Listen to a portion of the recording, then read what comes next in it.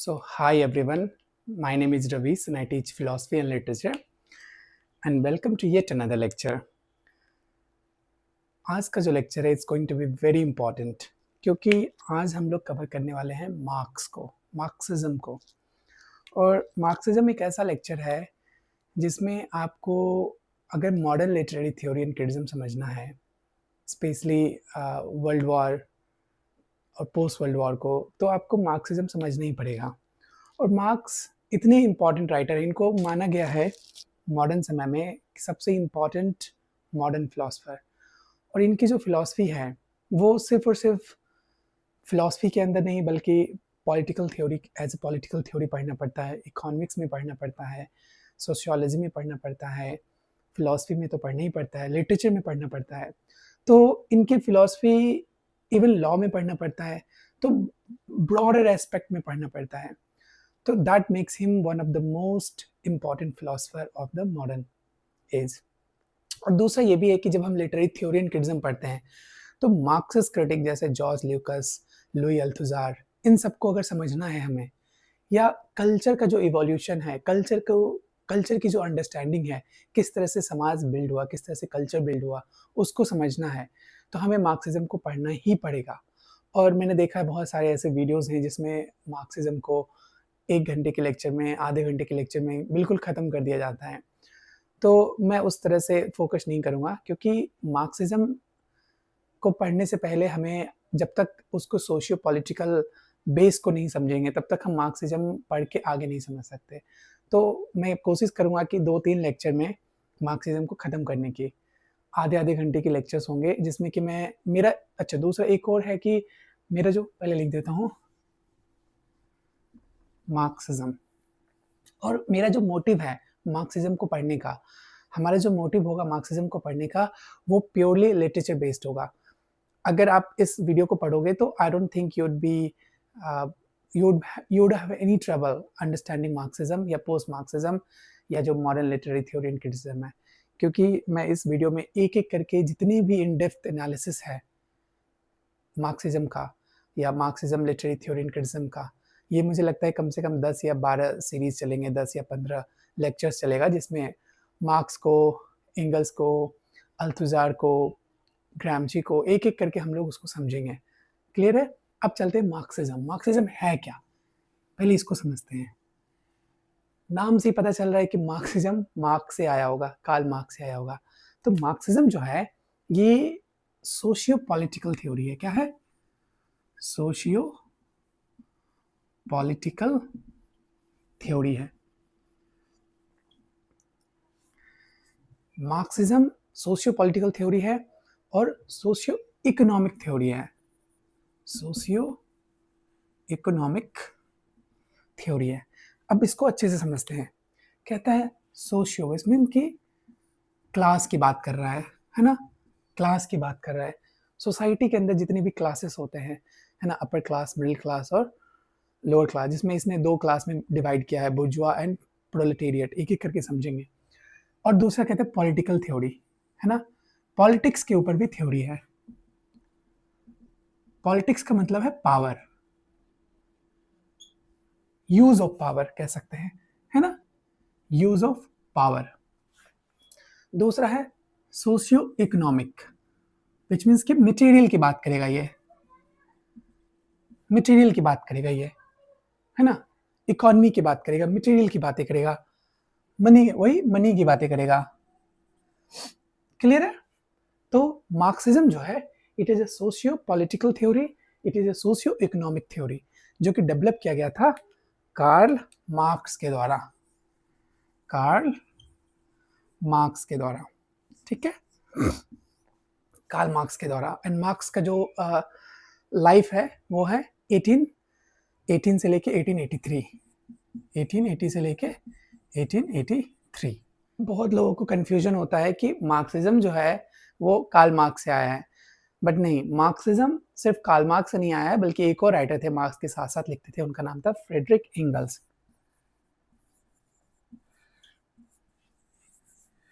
Frederick Engels. Clear है? अब ये जो फ्रेडरिक एंगल्स है, ही वाज बोर्न समवेयर इन्हीं के एज में, 1820 के आसपास ये भी पैदा हुए थे और 1895 में इनका डेथ हुआ था, है ना।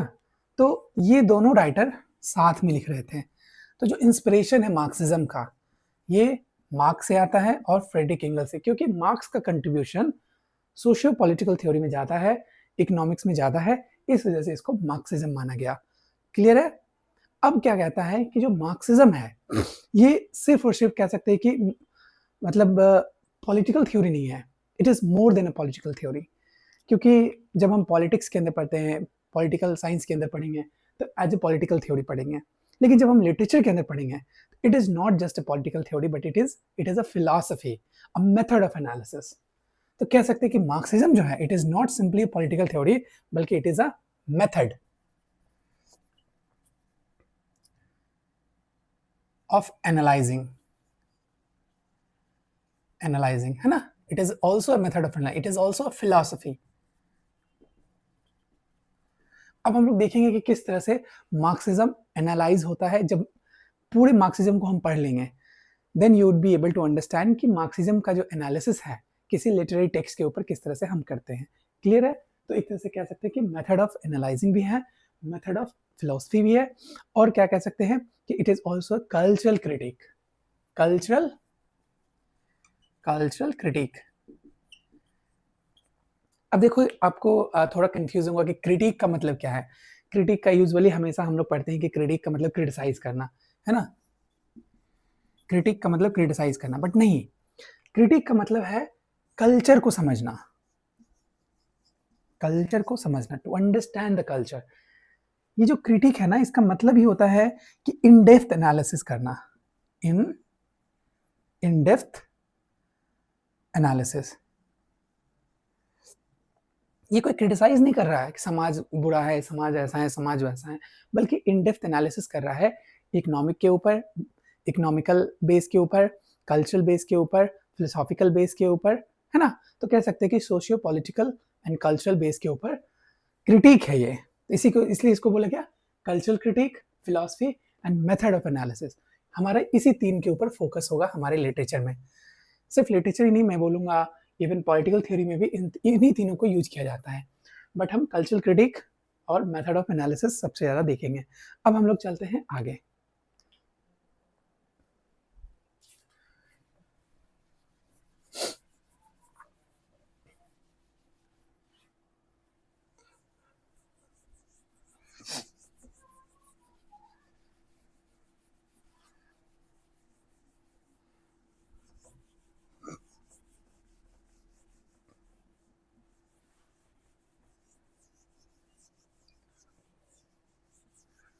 तो हम लोग कह सकते हैं कि at heart it lies as a materialistic understanding of history and society, है ना। मार्क्सिज्म क्या है, मटेरियल अंडरस्टैंडिंग है, material understanding of history and society, है ना, हिस्ट्री एंड सोसाइटी।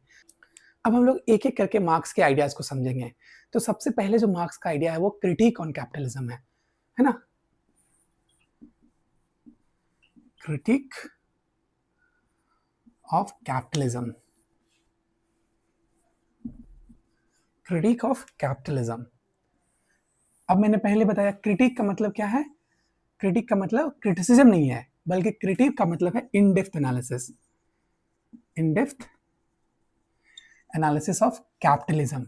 ये जो कैपिटलिज्म है ना, इसका इन डेप्थ एनालिसिस है। तो इन्होंने बोला जो कैपिटलिज्म है वो क्या करता है, वो कंसंट्रेट करता है वेल्थ एंड पावर का। कैपिटलिज्म जो है वो कंसंट्रेट करता है किसका, वेल्थ एंड पावर को कुछ लोगों के हाथ में, in few hands, in few hands. अब इसको समझते हैं पहले। क्रिटिक ऑन ऑफ कैपिटलिज्म कहता है कि जो कैपिटलिज्म समाज है, जो कैपिटलिस्ट सोसाइटी है, अभी का जो हम लोग मॉडर्न सोसाइटी में रह रहे हैं ना वो न्यू कैपिटलिज्म है, हम लोग धीरे धीरे करके पढ़ेंगे। कहता है कि जो कैपिटलिज्म है वो क्या करता है, वेल्थ और पावर किसके हाथ में देता है, कुछ लोगों के हाथ में देता है। जैसे एग्जाम्पल के थ्रू समझते हैं, इलॉन मस्क है ना, एग्जाम्पल अगर देखे जैसे इलॉन मस्क है, फिर आपका जो अमेज़न का मालिक है ना? या फिर इंडिया में अगर देखो तो अंबानी है। तो कहता है कि जो कैपिटलिस्ट सिस्टम है, उसमें जो वेल्थ है, वेल्थ का जो डिस्ट्रीब्यूशन है, पावर का जो डिस्ट्रीब्यूशन है, पावर डायनामिक्स है, वो सारे के सारे कुछ ही लोगों के हाथ में है और वैसे लोगों के हाथ में है जिसके पास ऑलमोस्ट 90% या 99% वेल्थ है ना? तो कह सकते हैं कि कैपिटलिज्म जो है it leads to division of society into two different parts. तो इसी के बेसिस उसने बोला कि जो समाज है वो दो डिफरेंट पार्ट्स में बट जाता है। पहला उसने बोला बुर्जुआस क्लास, पहला उसने बोला बुर्जुआ, बुर्जुआ क्लास। दूसरा उसने बोला प्रोलेटेरिएट, प्रोलेटेरिएट क्लास। बुर्जुआ क्लास वैसे क्लास को बोला कि जो कि प्रोडक्शन को कंट्रोल करता है, प्रोडक्शन को कंट्रोल करता है, ठीक है। और जो प्रोलेटेरिएट क्लास है वो क्या करता है, वो जैसे प्रोलेटेरिएट में हमारा आ जाएगा वैसा जो वर्किंग क्लास मैन है ना, working class man, working class man.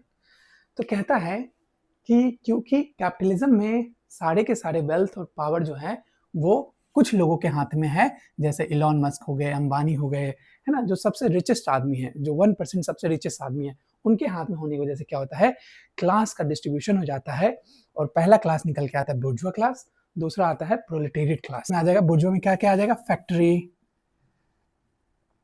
Land, money.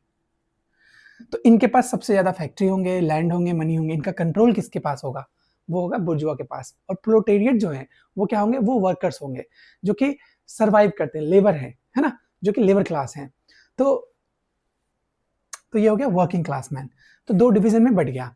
अब कहता है कि ओवर टाइम, समय के साथ क्या होता है कि जो वेल्थ और कंट्रोल है वो सेंट्रलाइज हो जाता है अमंग बुर्जुआ क्लास। और कहता है कि बुर्जुआ क्लास करते हैं वो एक्सप्लॉइट करते हैं लेबर के ऊपर। तो बुर्जुआ जो फैक्ट्री को ऑन करता है, जो लैंड को ऑन करता है, जो मनी को ऑन करता है, वो क्या करेगा, वो करेगा यूज, किसका यूज करेगा, वो प्रोलेटेरिएट का यूज करेगा। इसलिए जो जो प्रॉफिट है उसको इंक्रीज करने के लिए।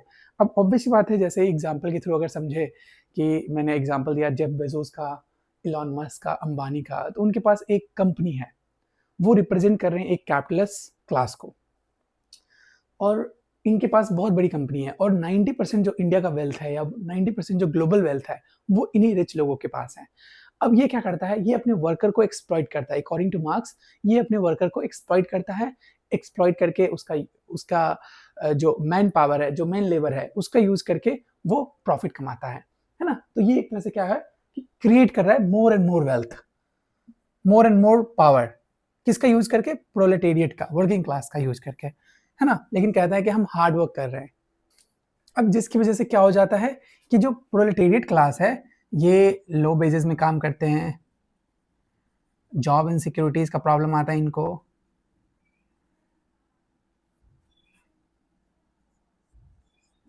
जॉब इनसिक्योरिटीज का प्रॉब्लम आता है ना, कम पैसों में काम करते हैं, जॉब की इनसिक्योरिटी होती है। जैसे एग्जांपल के थ्रू समझते हैं, अगर आप किसी बड़ी कंपनी में काम कर रहे हो, है ना, जैसे सपोज मान के चलते हैं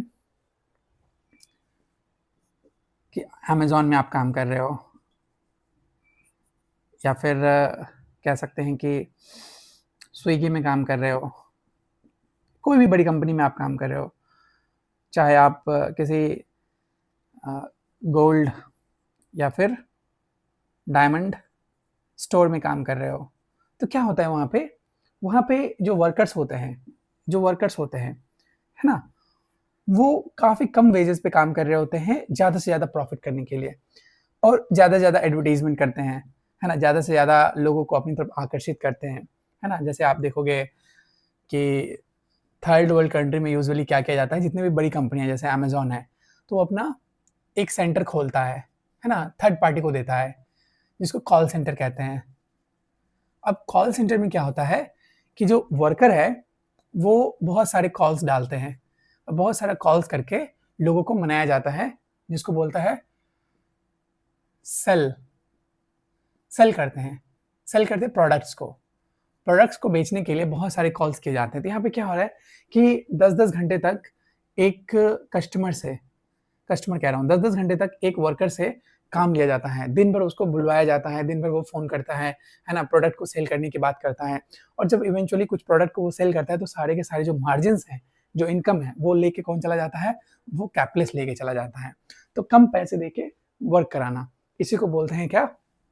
इसी को बोलते हैं जो पावर है, पावर का जो डिस्ट्रीब्यूशन है ना? कैपिटलिज़्म है वो किसके हाथों में है? कुछ लोगों के हाथों में है, ठीक है? अब जैसे लिटरेचर से एक एग्जांपल देते हैं, चार्ल्स डिकेंस का एक नॉवेल है हार्ड टाइम्स। तो हार्ड टाइम्स में एक कैरेक्टर होता है मिस्टर बॉन्डरबी। तो बॉन्डरबी जो होता है ना वो एक तरह से वेल्दी फैक्ट्री ओनर है और उसके यहाँ पे वो बिल्कुल रिप्रेजेंट कर रहा है कैपिटलिस्ट समाज को और वो अपने वर्कर को एक्सप्लॉइट करता रहता है और लेकिन प्रिटेंड करता है कि he is working very hard, but eventually at the end of the day पता चल जाता है कि ये सबको एक्सप्लॉइट कर रहा था और सबको एक्सप्लॉइट करके सबको बर्बाद कर रहा था। अब वो आगे कहता है कि जो कैपिटलिज्म है it reduces worker to commodities. Capitalism क्या करता है? रिड्यूसेस वर्कर टू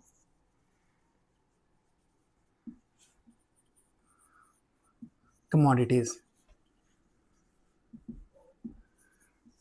अब पहले समझते हैं कि कमोडिटी होता क्या है। कमोडिटी का मतलब है, सिंपल मतलब है, उन्होंने अपने द डास कैपिटल में बताया था कि जो कमोडिटी है उसका एक यूज वैल्यू होगा और उसका एक एक्सचेंज वैल्यू होगा। कमोडिटी उसी को कहेंगे जिसका यूज वैल्यू है, जिसका एक्सचेंज वैल्यू है। तो कोई भी प्रोडक्ट जिसकी यूज वैल्यू और जिसकी एक्सचेंज वैल्यू हो वो कमोडिटी कहलाएगी। और कमोडिटी क्या करता है? वेल्थ क्रिएट करता है ना? कमोडिटी क्या करता है? वेल्थ क्रिएट, क्योंकि उसका यूज वैल्यू है। जैसे सपोज अगर मैंने बोला कि ये मैंने टी शर्ट पहना है लिवाइस का, तो ये जो टी शर्ट है इसका प्रोडक्शन होता है। इसका प्रोडक्शन इसलिए होता है क्योंकि इसकी यूज वैल्यू है। यूज वैल्यू किस सेंस में है कि हम इसको वियर करते हैं। और इसका एक्सचेंज वैल्यू भी है। एक्सचेंज मॉनिटरी एक्सचेंज हो रहा है यहाँ पे, है ना? इसको बेच के हम क्या कर रहे हैं? इसको बेच के लोग पैसे कमा रहे हैं। तो इसका कोई दो वैल्यू हो गया, यूज वैल्यू और एक्सचेंज वैल्यू। तो ये क्या हो गया? ये प्रोडक्ट हो गया, ये कमोडिटी हो गया। तो ऑलमोस्ट एनीथिंग जो हम प्रोडक्ट की श्रेणी में रखेंगे वो कमोडिटी कहलाएगा, जो कि वेल्थ क्रिएट करता है। तो यहाँ पे कह रहा है कि जो वर्कर्स है, सिर्फ और सिर्फ प्रोडक्ट ही नहीं बल्कि वर्कर जो है वो भी क्या हो गया? कमोडिफिकेशन हो गया, उसकी भी कमोडिफिकेशन हो गया है। और खासकर जब हम लिटरेरी थ्योरी में बातें करते हैं, इसको लिटरेरी थ्योरी के अंदर जब बातें करते हैं तो जो टेक्स्ट है, जो सेंटेंसेस है, ये भी कमोडिफाई हो जाता है, जो कि हम आगे आगे चल के पढ़ेंगे। फिलहाल अभी मार्क्स को समझते हैं। तो मार्क्स क्या करता है? वर्कर को रिड्यूस कर देता है कमोडिटीज में, है ना? जैसे कहता है कि जो वैल्यू ऑफ लेबर है कैपिटलिस्ट सोसाइटी में, जो वैल्यू ऑफ लेबर है वो ह्यूमन बीइंग की तरह नहीं है, बल्कि they are tools of machines. कह सकते हैं कि वो लोग सिर्फ और सिर्फ टूल्स या फिर मशीन की तरह वर्क करता है, दिन भर वर्क करता रहेगा, है ना, प्रोडक्ट बनाने के लिए, और बाद में जाके इवेंचुअली उसको डिस्कार्ड कर दिया जाता है। और जिसकी वजह से जो वर्कर्स है ना, जो प्रोलेटेरिएट समाज है, वो अपने आप को एलिनेट फील करता है ना, डिसकनेक्टेड फील करता है। There is an alienation effect as well, जिसको हम अगले जो सीरीज में जैसे जैसे हम पढ़ते जाएंगे वैसे वैसे इसको समझेंगे, है ना? जैसे इसको एग्जाम्पल के थ्रू, जैसे गिग जॉब्स जैसे होते हैं। जॉब्स में कह ले कि जोमेटो हो गया, अमेजॉन डिलीवरी हो गया, है ना, स्विगी हो गया। तो इस तरह के जॉब्स जो होते हैं, उस जॉब में जो इसमें डिलीवरी बॉय डिलीवर करते हैं सामान को, ऐसा कोई भी आप ले सकते हो एग्जाम्पल। अब जोमेटो के जो वर्कर्स हैं, अमेजॉन डिलीवरी के जो वर्कर्स हैं या स्विगी के जो वर्कर्स हैं, है ना, वो एलिनेशन क्यों नहीं फील करेंगे? क्योंकि उनका जो जॉब सिक्योरिटी है वो फिक्स नहीं है ना? कभी भी इसको निकाला जा सकता है, रिप्लेसेबल है ना? तो क्योंकि यहाँ पे जॉब सिक्योरिटी नहीं है, क्योंकि ये लोग जो वर्कर हैं, इसको कब कंपनी निकाल देगी, कब इसको रिप्लेस करके दूसरे वर्कर को ले आएंगे, नो वन नोस। तो इससे क्या हो रहा है? इससे हो रहा है कि इसको मतलब इसका बेसिक एग्जांपल है कि कमोडिफाई हो गया। क्योंकि कमोडिफाई इसलिए हो गया क्योंकि इसकी यूज वैल्यू है, हमने इसको यूज किया, लेकिन जब हमें लग गया कि he is not capable of doing enough work, he is not capable of earning enough, कह सकते हैं कि एक्यूमुलेटिंग इनफ वेल्थ, तो हमने क्या किया, इसको रिप्लेस कर दिया, इसको रिप्लेस करके हमने नए नए को ले आया, तो वो क्या हो गया, कमोडिफिकेशन हो गया, कमोडिफाई कर दिया इंसान को हमने, फैक्ट्री वर्कर को हमने क्या किया, कमोडिफाई कर दिया। जैसे अमेजॉन डिलीवरी हो गया, या फिर कोई भी कह सकते हैं ड्राइवर्स के जॉब्स हो गए, तो वर्कर जो है वहाँ पे जॉब सिक्योरिटी खत्म हो गया, बेनिफिट्स खत्म हो गया, एक तरह से कह सकते हैं कि उसको जो मीनिंगफुल रिलेशनशिप है उसके वर्क के साथ वो नहीं रहा। अब ऑब्वियस बात है कि जो अमेजॉन के डिलीवरी एजेंट हो गए, स्विगी का जो डिलीवरी गाय होगा, जोमेटो का जो डिलीवरी गाय होगा, वो अपने जॉब में कभी सिक्योर नहीं होगा, उसे पता है कि कब उसकी जॉब खत्म हो जाए, तो वो अपने दिल से, हार्ट से, है ना, हृदय से कभी काम नहीं करेगा। जैसे यूनिवर्सिटीज में क्या होता है, अब जैसे मैं एजुकेशन के, अब क्योंकि हम लोग लिटरेचर पढ़ रहे, तो एजुकेशन में यूनिवर्सिटीज में क्या होता है कि अलग अलग तरीके से प्रोफेसर्स की बहाली होती है। एक होगा जो गवर्नमेंट निकालेगी 10 साल में, 15 साल में, है ना, तो जिसको बोला permanent assistant professor, permanent professor. फिर एक को निकालेगा एडॉक बेस पे, तो एडॉक बेस पे क्या होगा, सैलरी थोड़ी कम होगी और जॉब सिक्योरिटी का खतरा होगा उसमें, एडॉक में। फिर गेस्ट टीचर निकाला, तो अब तीसरे तरह का गेस्ट टीचर है। गेस्ट टीचर क्या है ना, उनके पास जॉब सिक्योरिटी है, कभी भी उनको रिप्लेस किया जा सकता है, लेकिन वर्क उनसे पूरा लिया जाता है। तो ये क्या है, ये भी एक तरह से कमोडिटी बन गए। तो टीचिंग जो है, प्रोफेशन जो है, कोई भी प्रोफेशन, मैंने एग्जांपल लिया क्योंकि we are from the literature, हम लोग लिटरेचर से हैं, हम लोग एजुकेशनल बैकग्राउंड से, इसलिए I am giving an example so that you would be able to understand more. तो जैसे जॉब सिक्योरिटी का खतरा हो गया वहाँ पे, क्योंकि वो परमानेंट जॉब नहीं है, उनको किसी भी तरीके का मीनिंगफुल रिलेशनशिप अपने वर्क से नहीं मिलेगा, है ना, even though they are working hard, लेकिन वो कभी फील नहीं कर पाते हैं, आपस में एलिनेशन हो जाता है। जो परमानेंट टीचर होगा वो गेस्ट टीचर को अलग नजरिए से देखेगा, है ना, जो एडॉक टीचर होगा उसको परमानेंट टीचर अलग तरीके से देखेगा। तो ये क्या है, यहाँ पे जॉब इनसिक्योरिटीज का खतरा है, यहाँ पे जो वर्कर्स हैं वही आपस में एलिनेट हो चुके हैं, है ना, even though they are working for the same job, even though they are working as a labour for the same job, but क्या हो रहा है कि सबके आपस में एक तरह से टूट फूट है, सब आपस में मनमुटाव है ना, कोई, क्योंकि उसको उसको एक स्टेटस दे दिया गया है ना। तो ये क्या हो गया, यहाँ पे भी एजुकेशन का कमोडिफिकेशन हो गया, यहाँ पे भी क्या हो गया, नॉलेज का कमोडिफिकेशन हो गया, है ना। जैसे आप एग्जांपल फैक्ट्री वर्कर्स का भी ले सकते हो आप, तो जैसे बड़ी बड़ी कंट्रियाँ होती है, वो चीप लेबर की वजह से क्या करते हैं, अपनी जो फैक्ट्रीज हैं वो छोटे छोटे कंट्रीज में, थर्ड वर्ल्ड कंट्रीज में डाल देते हैं, जैसे वियतनाम में डाल देगा, चाइना में डाल देगा, इंडिया में डाल देगा, जैसे मैंने अभी कॉल सेंटर के बारे में बातें करी। तो ये लोग क्या करते हैं, अपने प्रोडक्ट को मैन्युफैक्चर करेंगे थर्ड वर्ल्ड में, तो मैन्युफैक्चर का जो कंडीशन है, इनह्यूमन कंडीशन में वो लोग वर्क करते हैं, है ना, काफ़ी छोटे से क्रैम्ड रूम में वर्क करेंगे और उसके बाद उस प्रोडक्ट को सेल करेगा बहुत हाई है। जैसे एडिडास का एग्जांपल, अभी रिसेंटली बहुत सारे वीडियोस वायरल हुए, चाइनीज़ लोग कहते हैं कि जैसे प्राडा का प्रोडक्ट या फिर लुई विटॉन का, है ना, गुची का, तो अरमानी का, तो इन सब के जो प्रोडक्ट्स हैं वो एक्चुअली में चाइना में बनते थे, और चाइना में जब बनते थे तो वो हार्डली $100, $200, $300 या $1500 में बनते थे। लेकिन उसी प्रोडक्ट को, उसी हैंडबैग को, उसी लेदर प्रोडक्ट्स को, है ना, जब यूएस में रिटर्न में जाता था सेल होने के लिए, है ना, बड़ी-बड़ी कंपनियों में, तो वो 13,000, 15,000, 30,000, 50,000 इस तरह से सेल होता था। तो यहाँ पे कहीं न कहीं जो वर्कर है ना, और जो प्रोडक्ट है उसमें एलिनेशन है, क्योंकि वर्कर को पता ही नहीं उस प्रोडक्ट, वर्कर को तो पता है उस प्रोडक्ट की वैल्यू, लेकिन जो वर्कर जिस हार्ट से काम कर रहा है उसको उसके प्रोडक्ट की वैल्यू नहीं मिल पा रही है। तो यही है जो वो कहते हैं कि जो कैपिटलिज्म है वो रिड्यूस कर देता है वर्कर को एज अ कमोडिटी, कमोडिफिकेशन कर दिया गया वर्कर को, है ना। अब जैसे एग्जांपल अगेन हार्ड टाइम्स का अगर ले सकते हैं, चार्ल्स डिकेंस का नॉवेल, जिसमें कि स्टीफन जो मेन कैरेक्टर होता है ना, वो भी बिल्कुल इसी तरीके से होता है, बहुत हार्ड लेबर होता है, बहुत ऑनेस्ट होता है, लेकिन उसको बहुत प्रताड़ित किया जाता है, बहुत सारे उससे वर्क कराए जाते हैं, फिर बाद में उसको निकाल दिया जाता है ना। तो इवेंचुअली वो एज अ पुअर मर जाता है। सबसे बड़ा क्लेम मार्क्स करते हैं, मार्क्सिज्म करता है, जो कैपिटलिज्म है it expends globally and absorbs all culture. Capitalism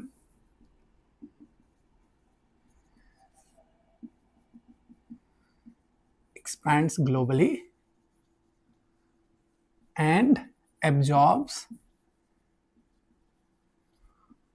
all culture, है ना।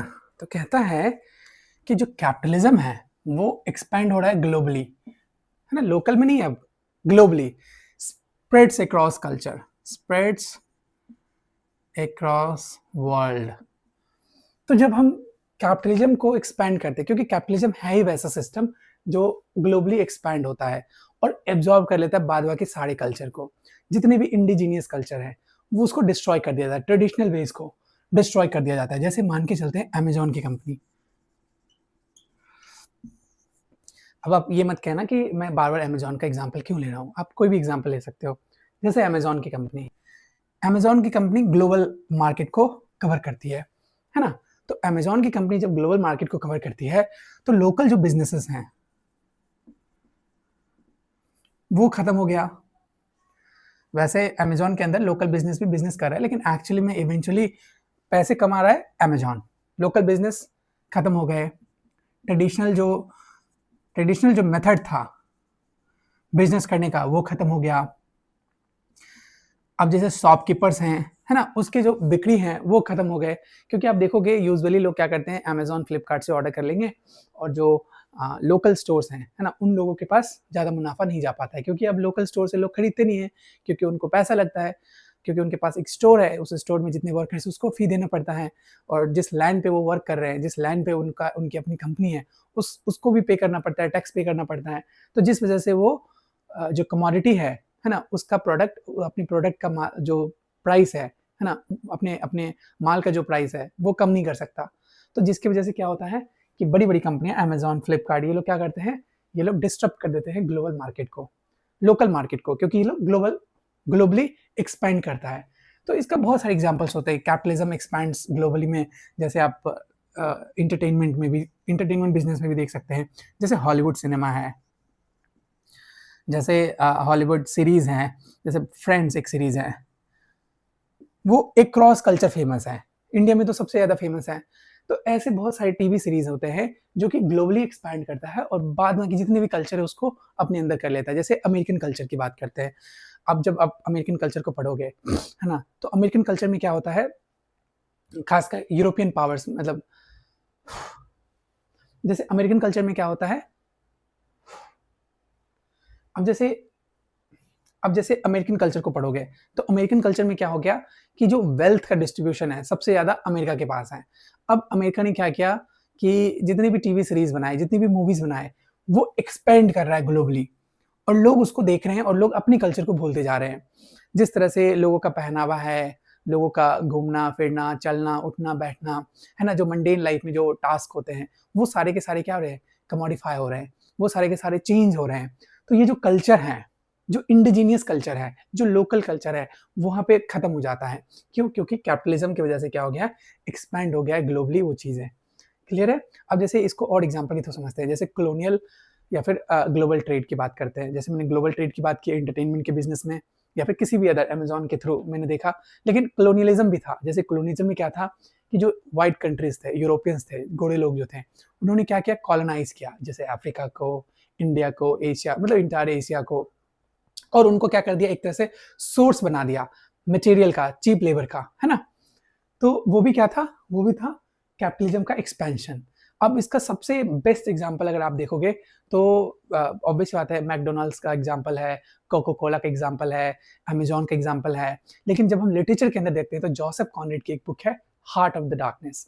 तो हार्ट ऑफ द डार्कनेस में आप देखोगे कि कॉलोनाइजेशन किस तरह से होता है। चिनो एचवे ने इसका एक तरह से रिबटल भी लिखा था, है ना, द हार्ट ऑफ डार्कनेस के ऊपर।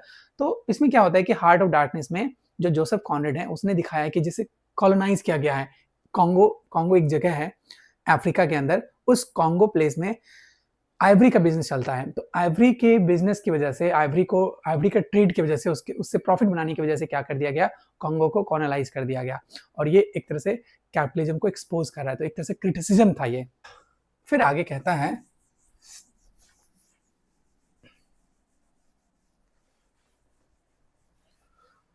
अब फिर मार्क्स कहते हैं कि जो कैपिटलिज्म है वो मोनेटाइज कर देता है ऑल ह्यूमन रिलेशन को, है ना। जो कैपिटलिज्म है वो मोनेटाइज कर दिया ऑल ह्यूमन रिलेशंस को, ह्यूमन रिलेशंस को। कैसे? जो कैपिटलिज्म है कैसे मोनेटाइज कर देता है ऑल ह्यूमन रिलेशन को? जैसे इसको एग्जाम्पल के थ्रू समझते हैं, जैसे डेटिंग ऐप्स हैं, है ना, डेटिंग ऐप्स हैं, तो इसमें आप स्वाइप करते हो लेफ्ट राइट और इसके थ्रू आप पैसे देते हो। शादी.com हो गया, मतलब जितने भी कह सकते हैं कि डेटिंग साइट्स हैं या मैरिज साइट्स हैं, मैट्रिमोनियल साइट्स हैं, वो क्या कर रहे हैं, वो आपके इमोशंस के साथ, वो आपके रिलेशन के साथ खेल रहे हैं। आपसे पैसे लेते हैं, फिर आपको मैच करके देते हैं कि you are the best fitted for this person. हाँ, तब जाके आपकी शादी होती है, तब जाके आप मैच करते हो एक दूसरे से। But overall this is all a bogus system, है ना। अगर आप इस पे बहुत सारे वीडियोस, बहुत सारे रिसर्च भी हो चुके हैं, you can just go and read it out. तो एक तरह से खोखले समाज की बात कर रहा होता है। बट एनीवे, ये जो कैपिटलिज्म है वो मोनेटाइज कर दिया है जितने भी ह्यूमन रिलेशंस हैं उन सबको, है ना। हर चीज में पैसे की जरूरत पड़ेगी, है ना। जैसे कि मैंने डेटिंग ऐप बताया, मैच मेकिंग बताया, है ना। अब आर्ट एंड एंटरटेनमेंट के अंदर भी, जैसे फिल्म हो गया, सिनेमा हो गया, थिएटर हो गया, लिटरेचर हो गया, ये प्लेजर के लिए नहीं लिखा जा रहा, बल्कि कितना ज़्यादा से ज़्यादा पैसे कमाए जा सके। जैसे बॉक्स ऑफिस का, जैसे बॉक्स ऑफिस है इंडिया के अंदर, है ना, तो कहते हैं ना बॉक्स ऑफिस में इतने करोड़, 100 करोड़ का सेल हुआ, 200 करोड़ का सेल हुआ।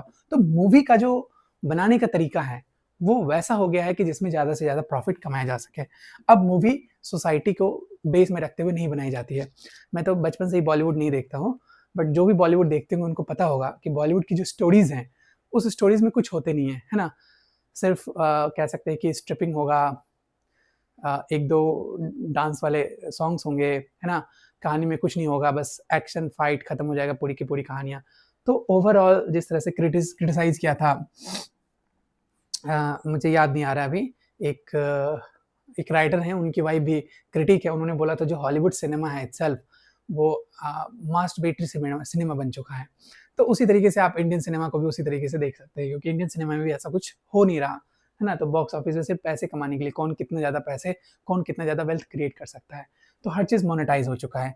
अब जैसे ह्यूमन रिलेशनशिप, जैसे लव हो गया, है ना, वो भी एक तरह से मोनेटाइज हो चुका है। किस तरह से? अब जैसे फॉर इंस्टेंस कि आप, जैसे डायमंड का बिजनेस है, जैसे इसमें जैसे ये डायमंड का रिंग है, तो डायमंड, गोल्ड, गोल्ड की तो फिर भी वैल्यू है, लेकिन जब डायमंड, क्योंकि डायमंड बहुत रेयर मेटल्स में आता है, या फिर आप प्लैटिनम भी कह लो, बहुत रेयर मेटल में आता है, तो इन सबको किस तरह से कह सकते हैं कि मटेरियलाइज किया जाए। तो लोगों ने क्या किया, लोगों ने ऐसे एडवर्टाइजमेंट क्रिएट करना शुरू किया। आप देखोगे एडवर्टाइजमेंट इस तरह से क्रिएट किया जाता है डायमंड का, कि आपका जो लव लाइफ है वो डायमंड पे ही बेस्ड है। विच मीन्स कि आप जब प्रपोज करने जाते हो अपनी वाइफ को, प्रपोज करने जाते हो अपनी फ्यूचर वाइफ को, अपनी फ्यूचर गर्लफ्रेंड को, तो आप डायमंड के रिंग देते हो। तो वो जो डायमंड का रिंग है वो सिंबलाइज करे आपके लव को, समझ पा रहे हो। विच मीन्स कि आपकी जो फीलिंग्स है उस लड़की के लिए या उस लड़के के लिए, स्पेशली लड़की के लिए, वो फीलिंग मॉनेटरीली फीलिंग है कि आप कितनी महंगी डायमंड की रिंग दे रहे हो, और उससे वो डिनोट कर रहा है कि आपका जो लव तभी ट्रू होगा, आपका लव तभी फुलफिल होगा जब आप एक डायमंड की रिंग उसके हाथों में पहनाओगे, एक रिंग फिंगर में पहनाओगे। पहले ऐसा कोई सिस्टम नहीं था कि आपको डायमंड देना है ना, इतने इतने सारे गोल्ड्स देने हैं, है ना। लेकिन अब क्या हो गया है, उसका भी कमोडिफिकेशन हो गया है, मोनेटाइज कर दिया गया है। तो जितने भी बिजनेसेस हैं, चाहे वो कह सकते हैं कि रेयर मेटल्स के बिजनेस हो, या फिर स्टोन के बिजनेस हो, है ना, बिजनेसेस हो, ये सब के सब जो इमोशन है, ह्यूमन के इमोशन के साथ खेला जाता है, ह्यूमन के इमोशन के साथ मतलब एक तरह से उसको डीह्यूमनाइज किया जाता है, मोनेटाइज किया जाता है, ताकि ज़्यादा से ज़्यादा, क्योंकि इमोशन में आके लोग ज़्यादा से ज़्यादा चीज़ें खरीद लेते हैं, है ना। तो ये जैसे मैंने एग्जांपल दिया कि डायमंड का बिजनेस, तो डायमंड में शादी में देखोगे ज्वेलरी में एज अ ज्वेलरी, शादी में बहुत सारी ज्वेलरीज दिए जाते हैं, और वो डिनोट कर रहा होता है वहाँ पे लव को, आप कितना कितना किससे ज़्यादा प्यार कर रहे हैं। तो यहाँ पे मॉनेटरी एक्सचेंज हो रहा है ना, मॉनेटरी एक्सचेंज हो रहा है। तो इसी को बोला गया कि जो कैपिटलिज्म है वो क्या कर दिया, मोनेटाइज कर दिया ऑल ह्यूमन रिलेशंस को, है ना। अब जैसे लोग फ्लावर्स देते तो हैं, लेकिन फ्लावर्स देने का जो प्रचलन है ना, वो भी देखोगे फ्लावर्स अब बहुत महंगे आते हैं, 50 रुपये, 100 रुपये में एक रेड रोज देता है। पहले आपको 5 रुपये में, 10 रुपये में इनफैक्ट मिल जाते थे रेड रोजेस अच्छे वाले, लेकिन अब 50 रुपीज़ से नीचे नहीं मिलेगा। ये भी मोनेटाइज है, आप किसी को खरीदा हुआ फ्लावर्स दे रहे हो, है ना, तो वो भी क्या है, मोनेटाइजेशन है। Anyway, that's all for today. अगली वीडियो में हम क्या करेंगे, अगली वीडियो में हम लोग डायलेक्टिकल मेथड पढ़ेंगे, क्योंकि मार्क्स का जो इंस्पिरेशन था वो हेगेल से आया था, और हेगेल भी जर्मन फिलोसफर थे। तो इनिशियली जब मार्क्स बचपन में पढ़ रहे थे, मैंने इसलिए इंट्रोडक्शन नहीं दिया मार्क्स का, क्योंकि हर जगह आपको इंट्रोडक्शन मिल जाएगा, और इंट्रोडक्शन पढ़ के भी कोई फायदा नहीं है, आपको बस थ्योरी पढ़ना है। तो मार्क्स जो थे उनको बचपन में लिटिल हेगेल माना जाता था ना, छोटा हेगेल माना जाता था। तो ये हेगेल से इंस्पायर्ड थे। हेगेल का जो कॉन्सेप्ट है ना, उनका जो जिस तरह से वो कह सकते हैं कि सिंथेसिस नहीं, थीसिस, एंटीथेसिस और सिंथेसिस, डायलेक्टिकल मेथड जिसको कहते हैं, वो किस तरह से मार्क्सिज्म ने अपने मटेरियल डायलेक्टिलिज्म का यूज करके अपने लिटरेचर के अंदर, मतलब अपने वर्क के अंदर उसको यूज किया है। तो हम लोग अगले वीडियो में उसको देखेंगे। मिलते हैं अगले वीडियो में। See you in the next one. So, hi everyone. My name is Ravish and I teach philosophy and literature, and welcome to yet another lecture. This video is going to be very important. This is the second lecture on Marxism. If you haven't seen the previous one, I would highly suggest you to go and watch that video, क्योंकि उस video में मैंने बहुत सारी चीज़ें बता रखी है और ये जो वीडियो है उसका कंटिन्यूएशन वीडियो है। तो please do check that out, and without watching that lecture you won't be able to understand this one, है ना। अब पिछले लेक्चर में हमने बात करी थी मार्क्सिज्म आया, मार्क्सिज्म है क्या, मार्क्सिज्म आया कहाँ से, और उसके बाद हमने देखा कि किस तरह से मार्क्स ने क्रिटिक किया था कैपिटलिज्म के ऊपर। क्रिटिक का मतलब नेगेटिव क्रिटिज्म नहीं होता, क्रिटिक का मतलब इन डेप्थ एनालिसिस, है ना। लेकिन यहाँ पे हम देखेंगे कि कौन सी कैसे कह सकते हैं कि कौन सा मेथड मार्क्स ने यूज किया अपने थीसिस को लिखने के लिए, कौन सा मेथड मार्क्स ने यूज किया अपनी फिलॉसफी को लिखने के लिए। तो यहाँ था डायलेक्टिकल मटेरियलिज्म, जो कि बहुत फेमस है। Dialectical materialism. सो अभी का जो लेक्चर होगा हमारा प्योरली हेगेल से इंस्पिरेशन लिया, डायलेक्टिकल। अब समझते हैं एक एक करके। डायलेक्टिकल का क्या मतलब हुआ, डायलेक्टिकल, है ना। ये जो टर्म है ये हेगेल से आया है। हेगेल जो थे, he was also a German philosopher, German philosopher. और मटेरियलिज्म मैंने पहले ही बता दिया, मटेरियल का मतलब है कमोडिटी से, वेल्थ से, है ना, प्रोडक्ट से, मनी से, है ना। कमोडिटी, मैंने कमोडिटी के बारे में भी एक्सप्लेन कर दिया था, जिसका यूज वैल्यू है, एक्सचेंज वैल्यू है।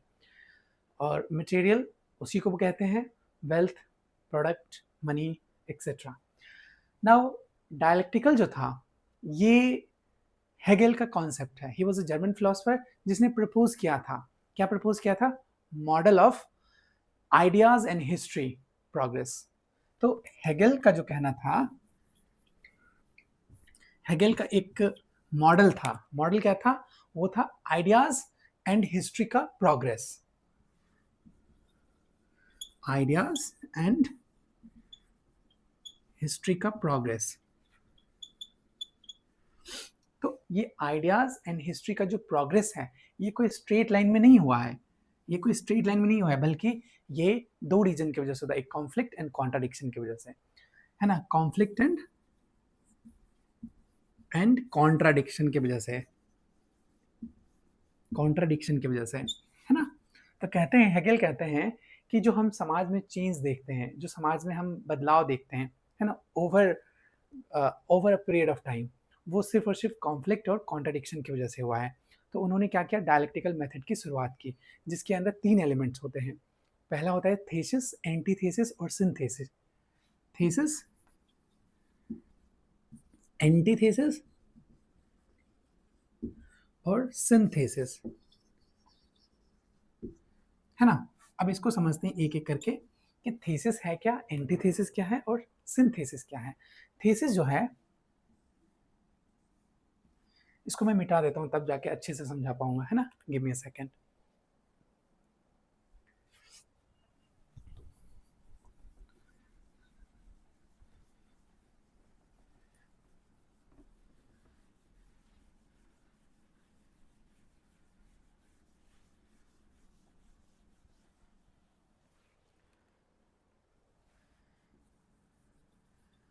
थेसिस,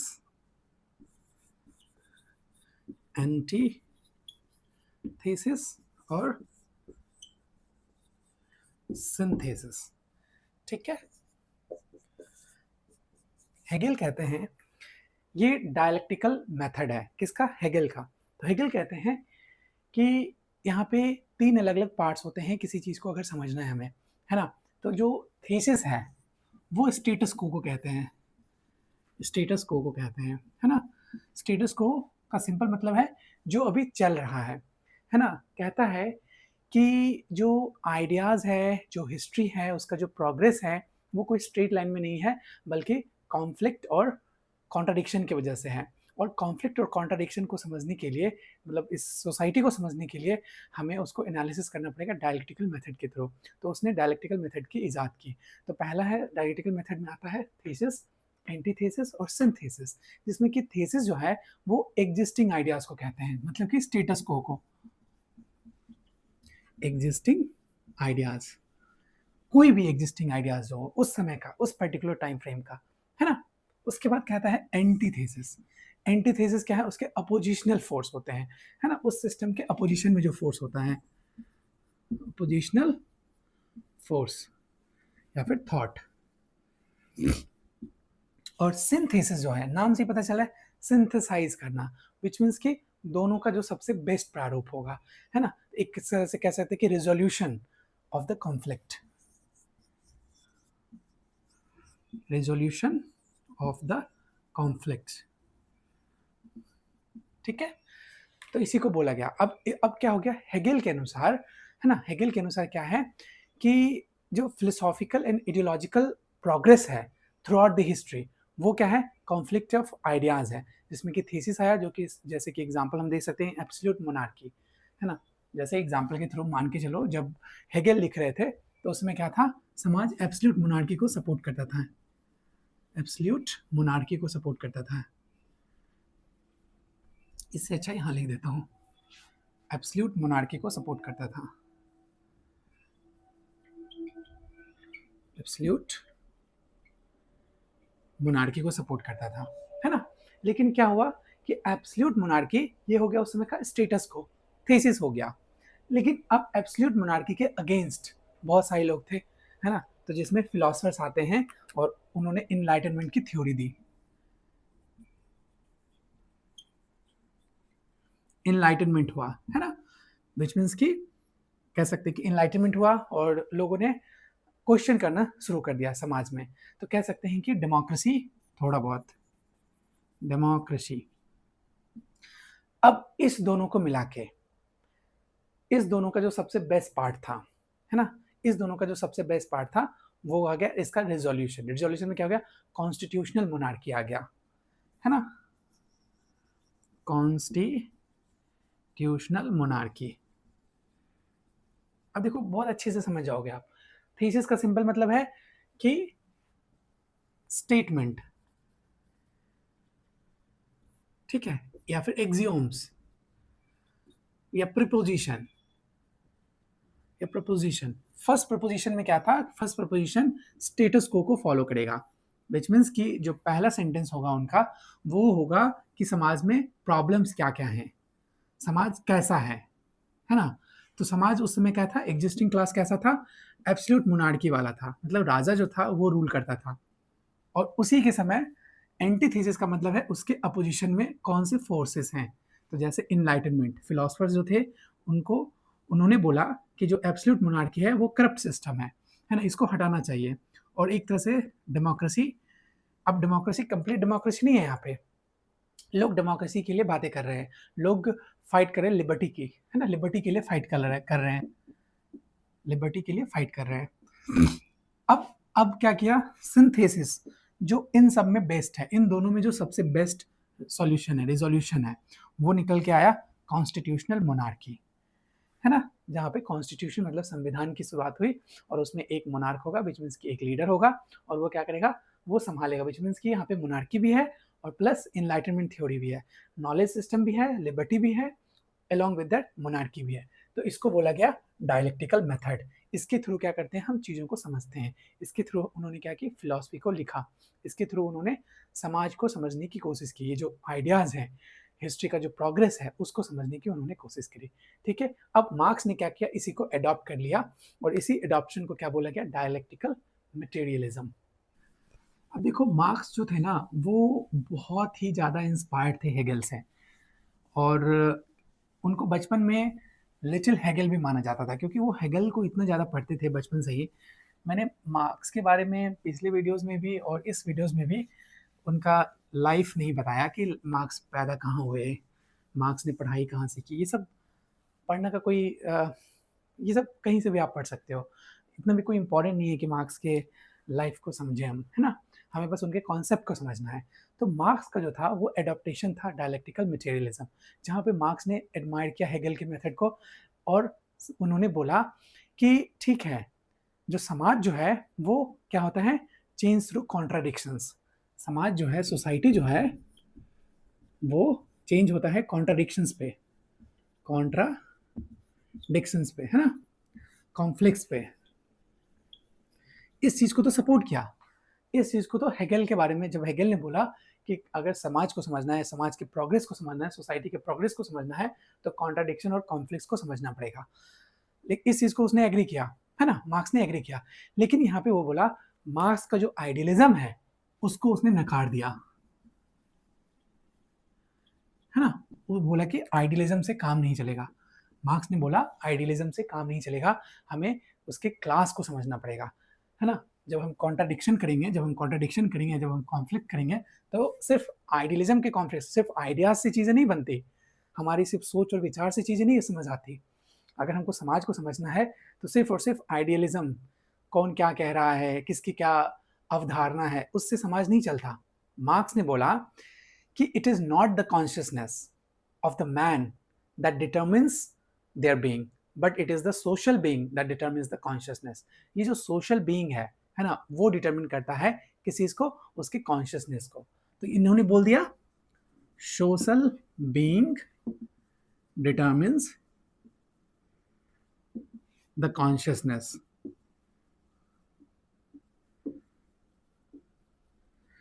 ये जो सोशल बीइंग है ना, वो डिटरमिन करता है कॉन्शियसनेस को, हमारे थॉट को। ना कि उन्होंने आइडियलिज्म को तो बिल्कुल खारिज कर दिया, उसने बोला आइडियलिज्म से दुनिया नहीं चल सकती, है ना। इसलिए बोलता है कि जो सोशल बीइंग है, हमें सोशल बीइंग को समझना पड़ेगा, इसके कॉन्फ्लिक्ट को समझना पड़ेगा, इसके कॉन्ट्राडिक्शंस को समझना पड़ेगा। तो यहाँ पे जो आइडियाज कह सकते हैं, आइडियाज शेप रियलिटीज, जो कि हेगल का कहना था, इसको क्या कर दिया, इसको उसने कर दिया कि ये गलत है ना, सिर्फ इससे काम नहीं चल सकता। तो उसने क्या बोला, मार्क्स ने क्या बोला, मार्क्स ने बोला कि जो मटेरियल रियलिटी है वो आइडियाज को सेव करता है। क्या करता है, material reality, material reality saves ideas. तो ये एक कदम और पीछे चले गए। ये कहते हैं कि आइडियाज से ही, है ना, हमें चीज़ों को हम चीज़ों को नहीं समझ सकते, बल्कि हमें उसके मटेरियल रियलिटी को समझना पड़ेगा, है ना। कौन किस मटेरियल से, कौन किस समाज से बिलोंग करता है ना, किसका बैकग्राउंड क्या है। जब तक हम उसके सोशल क्लास को नहीं समझेंगे, जैसे कि कोई बुर्जुआ क्लास, कोई मतलब अपर क्लास से बिलोंग करता है, कोई बुर्जुआ क्लास से बिलोंग करता है, कोई लोअर क्लास से बिलोंग करता है। जैसे इंडिया के अंदर वो कास्ट सिस्टम भी है, कोई अपर कास्ट से बिलोंग करता है, कोई ओबीसी से बिलोंग करता है, और कोई लोअर कास्ट से बिलोंग करता है। तो जब तक उसके मटेरियल रियलिटी को नहीं समझेंगे, है ना, उसके इकोनॉमिक बेस को नहीं समझेंगे, तब तक हम क्या करते हैं, आइडियाज को सेव नहीं कर सकते। तो विच मीन्स कि अब इसी चीज को पढ़ने के लिए, मटेरियल रियलिटी को पढ़ने के लिए, उसके इकोनॉमी को पढ़ने के लिए, है ना, उसके इकोनॉमी को पढ़ने के लिए इसने क्या किया, इस मेथड को यूज किया जिसको बोला गया डायलेक्टिकल मटेरियलिज्म। डायलेक्टिकल मटेरियलिज्म, ठीक है। अब आई होप क्लियर हो गया होगा कि डायलेक्टिकल मटेरियलिज्म है क्या, और डायलेक्टिकल मटेरियलिज्म आया कहाँ से। फिर से मैं एक बार दोबारा से बता देता हूँ, डायलेक्टिकल मटेरियलिज्म क्या है, study of material reality that shapes ideas, है ना, थ्रू आउट हिस्ट्री। जो हिस्ट्री में जो चेंज है, समाज में जो चेंज है ना, उसको समझने के लिए हम मटेरियल रियलिटी को समझते हैं, उसके इकोनॉमी बेस को समझते हैं, उसके इकोनॉमी को समझते हैं, है ना। और ये कहाँ से आता है, ये डायलेक्टिकल मेथड से आता है, जो कि हेगल ने दिया था। और हेगल के अनुसार क्या होता है कि तीन तीन तरह के अलग, जब हम उसको समझने की कोशिश करते हैं तो हम तीन प्रपोजिशन बनाते हैं। पहला थीसिस, एंटीथेसिस और सिंथेसिस। थीसिस में क्या होता है, जो एग्जिस्टिंग आइडिया है वो होता है, उसको हम रखते हैं, एंटीथेसिस में उसके अपोजिशन की जो आइडियाज़ हैं उसको रखते हैं, और सिंथेसिस में दोनों को सिंथेसाइज़ करके जो सबसे बेटर आंसर निकल के आएगा उसको हम यूज़ करते हैं। तो यहाँ भी इन्होंने यही यूज़ किया है, जिसको डायलेक्टिकल मटेरियलिज़्म बोला गया, काफ़ी फेमस है। आई होप ये क्लियर हो गया होगा। अब हम आगे एग्जाम्पल के थ्रू समझते हैं।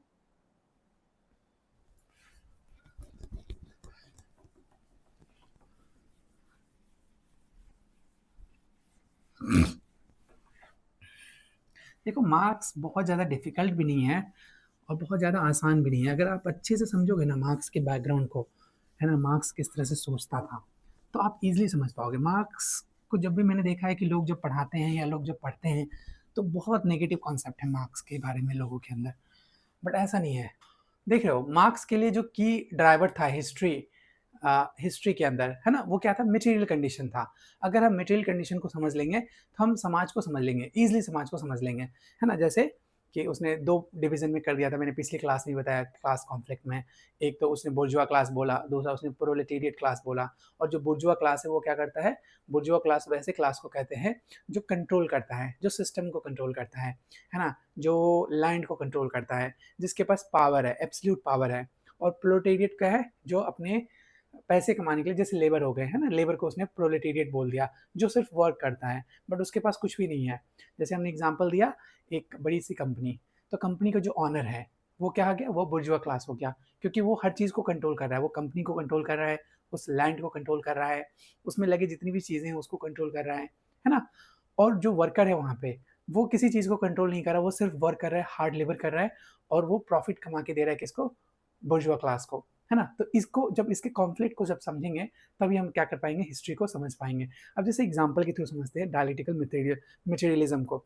अब जब इसको समझोगे आप तो बहुत आसानी हो जाएगा आपको किसी भी टेक्स्ट को एनालिसिस करने में। जब कहते हैं ना मार्क्सिस्ट एनालिसिस कैसे करते हैं, तो किसी भी टेक्स्ट के, किसी भी नॉवल के, किसी भी बुक को मटेरियलिस्टिक एनालिस्टिक या फिर मार्क्सिज्म या मार्क्सिस्ट एनालिसिस तभी कर पाओगे जब आप उसके डायलेक्टिकल मेथड को समझ जाओगे, जो मैंने अभी बताया, है ना, डायलेक्टिकल मटेरियलिज्म। जैसे जो समाज था फ्यूडलिज्म से कैपिटलिज्म में कैसे बदला, है ना, क्योंकि आपने फ्यूडलिज्म के बारे में ऑलरेडी बात कर चुके हैं हम लोग, फ्यूडलिज्म से कैपिटलिज्म में चेंजेस। अब इसमें हम लोग क्या करेंगे? थेसिस, एंटीथेसिस और सिंथेसिस लगाते हैं, है ना। थेसिस, ठीक है, थेसिस। अब थेसिस का मैंने पहले बताया एग्जिस्टिंग आइडिया। एग्जिस्टिंग आइडिया में क्या था? सोसाइटी जो था उस समय का, वो लैंड ऑनर्स होते थे, है ना, लैंड ऑनर्स। सोसाइटी जो था वो लैंड ऑनर्स के द्वारा रूल किया जाता था। जैसे कोई भी लैंड ऑनर्स हो गया, या किंग्स हो गए, है ना, एब्सोल्यूट मोनार्की हो गया, एब्सोल्यूट मोनार्की हो गया, है ना। तो ये क्या था? ये एग्जिस्टिंग आइडियाज था। These are existing ideas. अब मार्क्स कहता है कि इसको एंटीथेसिस में रखते हैं। पहले आप एंटीथेसिस में क्या आ जाएगा? मैं बस इसमें बता रहा हूं आपको कि किस तरह से हम एनालिसिस करते हैं, किस तरह से हम एनालिसिस करते हैं मार्क्सिस्ट डायलेक्टिकल मटेरियलिज्म को, है ना।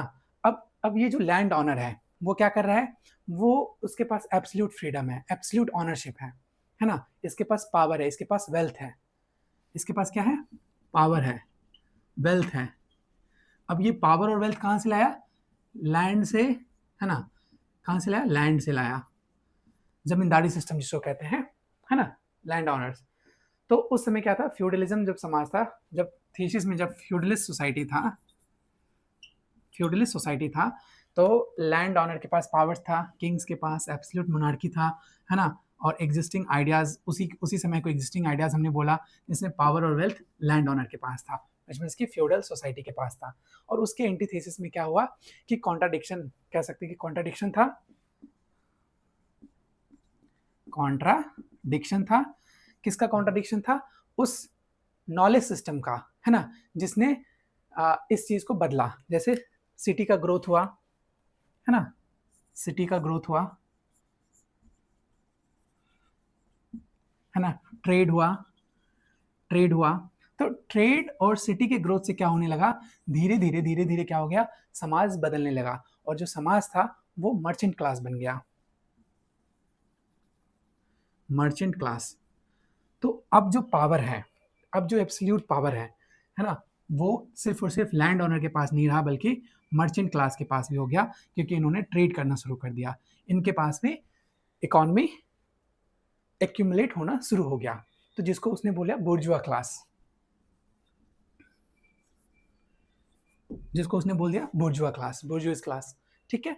अब कहता है कि ये जो बुर्जुआ क्लास था वो रेसिस्टेंस से आया, है ना।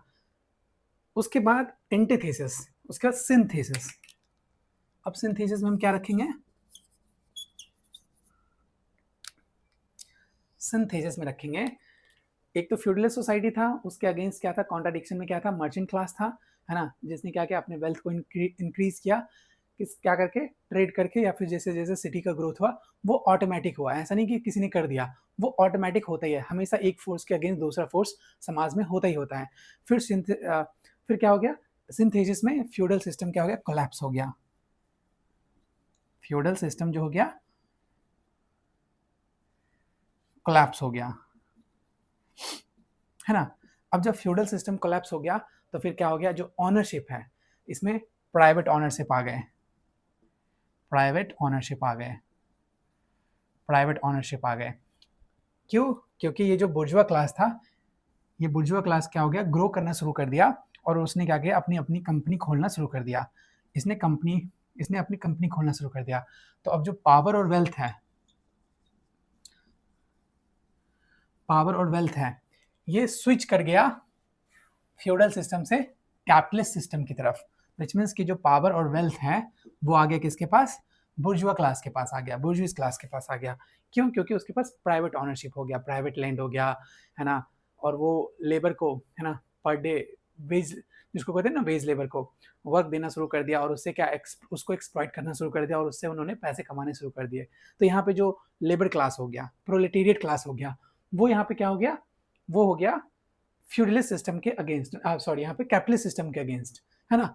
अब फिर हम देखेंगे किस तरह से समाज फ्यूडलिस्ट सिस्टम से कैपिटलिज्म कैसे बना।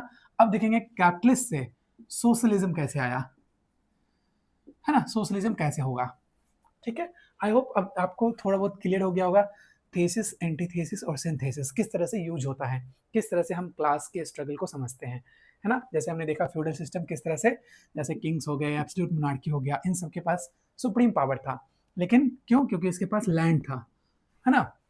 लेकिन क्या हो गया, उसके अपोजिशन में कॉन्ट्राडिक्शन हमेशा रहता है, हमेशा एक बड़े क्लास के अपोजिशन में कुछ ना कुछ कॉन्ट्राडिक्शन रहता है। जैसे मर्चेंट क्लास थे, है ना, ट्रेड करना उन्होंने शुरू कर दिया, तो उसके पास वेल्थ एक्यूमुलेट होना शुरू हो गया। तो जब वेल्थ एक्यूमुलेट होना शुरू हो गया तो उन्होंने प्राइवेट ऑनरशिप उनके हाथों में आ गई। अब जब प्राइवेट ऑनरशिप आ गई तो बड़ी बड़ी कंपनियां और पावर और वेल्थ जनरेट करना शुरू कर दिया, मतलब वेल्थ से पावर आया, और फिर उसने क्या किया, उसने पूरा सत्ता पलट दिया, मतलब फ्यूडल सिस्टम को खत्म कर दिया और कैपिटलिस्ट सिस्टम बना दिया। अब इसलिए देखोगे अपने समाज के आसपास, स्पेशली मैं तो बिहार से हूँ, तो बिहार में देखोगे पहले अभी भी फ्यूडलिस्ट सिस्टम थोड़ा बहुत है, लेकिन ओवरऑल खत्म हो चुका है। तो अब कैपिटलिस्ट समाज हो गया। अब जो फ्यूडलिस्ट थे वो चेंज होके, वो खत्म होके कैपिटलिस्ट समाज उन्होंने क्रिएट करना शुरू कर दिया। ठीक है। तो अब वैसे मिडिल क्लास भी ऊपर उठते उठते कैपिटलिज्म या कैपिटलिस्ट समाज को बनाना शुरू कर दिए। जैसे हमने एग्जांपल दिया इलॉन मस्क या अमेजोन का जो मालिक है जेफ बेजोस, है ना, इस तरह के जो लोग हैं उन्होंने क्या किया, क्योंकि वो तो जीरो से उठ के ऊपर उठे हैं।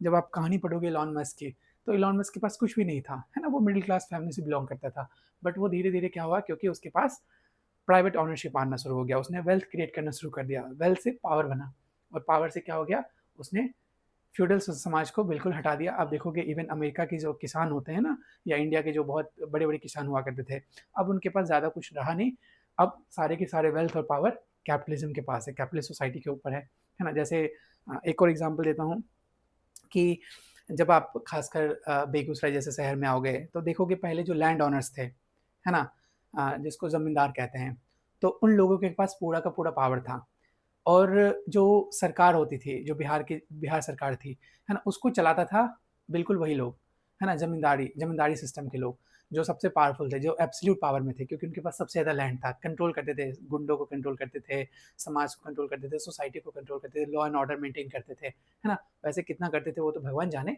लेकिन करते थे। तो उनके पास क्या था, पावर सिस्टम था, उनके पास वेल्थ था, उनके पास पावर था।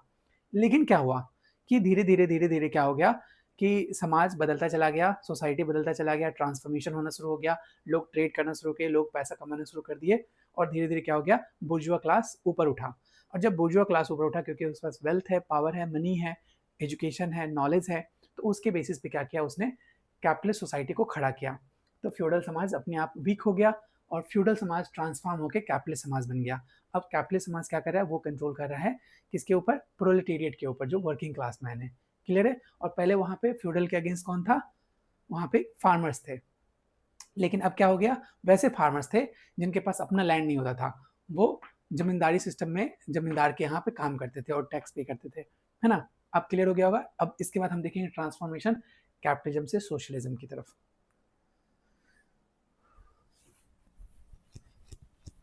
ठीक है, मेरा मकसद ये है कि हम जो भी लिटरेरी थ्योरी के ऊपर वीडियो बनाऊंगा मैं, या जो भी लिटरेरी थ्योरी एंड क्रिटिसिज्म या फिर कल्चर स्टडीज़ के ऊपर वीडियोस बनाऊंगा, उसमें एक ही मकसद है कि आपको अच्छे से समझ आनी चाहिए, है ना। बहुत सारे वीडियोस है, मैंने देखा यूट्यूब पे कि उतने अच्छे से एक्सप्लेन नहीं कर पाता है कोई, और उतने डेप्थ से एक्सप्लेनेशन नहीं है, बस कट कॉपी पेस्ट किया, है ना, विकीपीडिया से, और बस उसको बता दिया, उसको एक्सप्लेन भी नहीं करते।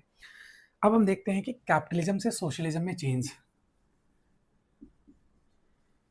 कैपिटलिज्म से सोशलिज्म में, सोशलिज्म में चेंज, है ना, किस तरह से कैपिटलिज्म से सोशलिज्म में हम गए, किसके थ्रू, डायलेक्टिकल कैपिटलिज्म के थ्रू। ठीक है। अब फिर हम करते हैं पहले थेसिस, THESIS, एंटीथेसिस और सिंथेसिस, है ना। अब देखो यहाँ पे क्या हो गया, थीसिस में अब वो समाज चला गया, जमींदारी सिस्टम चला गया। अब जमींदारी सिस्टम रिप्लेस कर दिया है कैपिटलिज्म में, जहाँ पे वेल्थ की बात होगी, पावर की बात होगी, वेल्थ की बात होगी, ऑनरशिप, पावर की बात होगी। अब ये एग्जिस्टिंग समाज है, अभी का समाज है ना, ये अभी का समाज है जो कि कंट्रोल किया जा रहा है बोर्जुइस क्लास के द्वारा।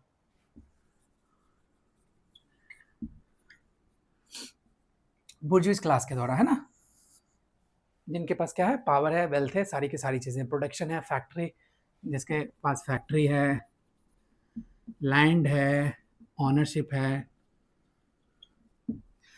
अब इसके अगेंस्ट कौन खड़ा है, इस बुर्जुआ के अगेंस्ट कौन खड़ा है, वैसा क्लास जो प्रोलेटेरिएट क्लास हो गया, प्रोलेटेरिएट क्लास, है ना, जिसको हमने वर्किंग क्लास बोला, वर्किंग क्लास, जिसके पास ना ही लैंड है, ना ही ऑनरशिप है, ना ही फैक्ट्री है, वो मेयरली फैक्ट्री वर्कर की तरह काम करते हैं, जो कि एक्सप्लॉइट होते हैं, है ना, जो कि इम्प्रोवाइज्ड होते हैं और जो अपने आप को एलिनेट फील करते हैं वर्क करते करते, है ना। तो एंटीथेसिस में क्या आ गया, कॉन्ट्रडिक्शन में क्या आ गया, बुर्जुआ के अगेंस्ट प्रोलेटेरिएट आ गया, है ना, क्योंकि बुर्जुआ ये एग्जिस्टिंग सिस्टम है। अब सिंथेसिस में क्या हो गया कि अब वैसा सिस्टम का क्रिएशन होना चाहिए, अब इसके अनुसार वैसा, मतलब अकॉर्डिंग टू मार्क्स, इस सिस्टम के बाद अब क्या होगा कि इस दोनों में जो बेस्ट है, इसमें जो सबसे अच्छा है और इसमें जो अच्छा है, उसको हमने सिंथेसाइज करके एक नए सिस्टम को बनाया, एक नई चीजों को बनाया, जिसको हमने बोला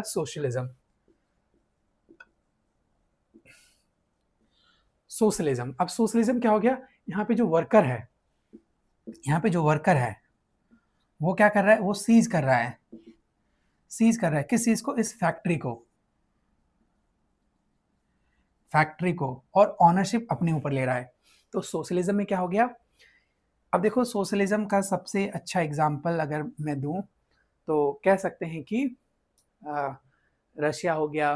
वैसे रशिया कंप्लीटली नहीं है, बट फिर भी इसका एक पार्ट कह सकते हैं कि सोशलिज्म से इंस्पायर्ड है रशिया, है ना। जब सोवियत यूनियन का पार्ट आप देखोगे तो वो एक तरह से कम्युनिज्म को सपोर्ट करता है, सॉरी हाँ, कम्युनिस्ट सोसाइटी है वो, कम्युनिज्म, फिर सोशलिज्म से कम्युनिज्म भी बनता है एक्चुअली में।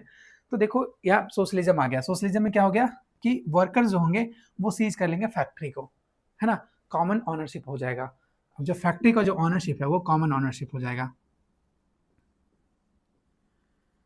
कॉमन ऑनरशिप हो जाएगा, ठीक है। तो इस दोनों में जो सबसे बेस्ट हुआ, विच मीन्स कि वर्कर्स रह गए और जो फैक्ट्री है वो सब में बट गया, है ना, इसका जो ऑनरशिप है वो कॉमन हो गया, है ना। अब देखो बहुत लोग क्रिटिसाइज़ करते हैं, मैंने देखा है कि मार्क्स को अच्छे से पढ़ते नहीं हैं और कहते हैं कि मार्क्स का मानना था कि सबसे लूट लो और बाद बाकी सब में इक्वल में बाँट दो। मार्क्स ने कभी ऐसा नहीं कहा, मैंने आज तक जितनी भी मार्क्स की थ्योरीज़ को पढ़े हैं, तो मार्क्स ने कभी ऐसा नहीं बोला। बस मार्क्स समझना चाहते थे वो, समाज को समझना चाहते थे और समाज किस तरफ जा रहा है, उस तरह से।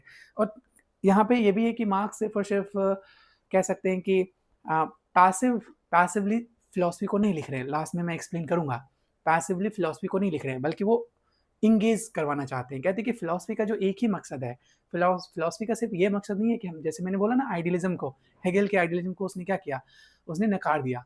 तो उनका कहना था कि हमें वो नहीं करना है, सिर्फ़ आइडियलिज़्म, सिर्फ़ बातें नहीं करनी है बड़ी-बड़ी, हमें क्या करना है, समाज को बदलना है। तो उसने मतलब पार्टिसिपेंट्स जो हैं, वो एक्टिव पार्टिसिपेंट्स बना दिया, व्हिच मीन्स कि we need to be political in order to gain the power. We need to be political in order to change the system, in order to change the society, है ना। तो इसलिए हम देखेंगे किस तरह से जो पैसिव अंडरस्टैंडिंग ऑफ फिलॉसफी था, पैसिव अंडरस्टैंडिंग ऑफ नॉलेज था, उसको उसने किस तरह से एक्टिवली चेंज किया, है ना। तो आई होप समझ हो गया। इवेंचुअली आप ये भी कह सकते हैं कि कैपिटलिज्म से सोशलिज्म हुआ, फिर सोशलिज्म से कम्युनिज्म हो सकता है, कम्युनिज्म हो सकता है ना।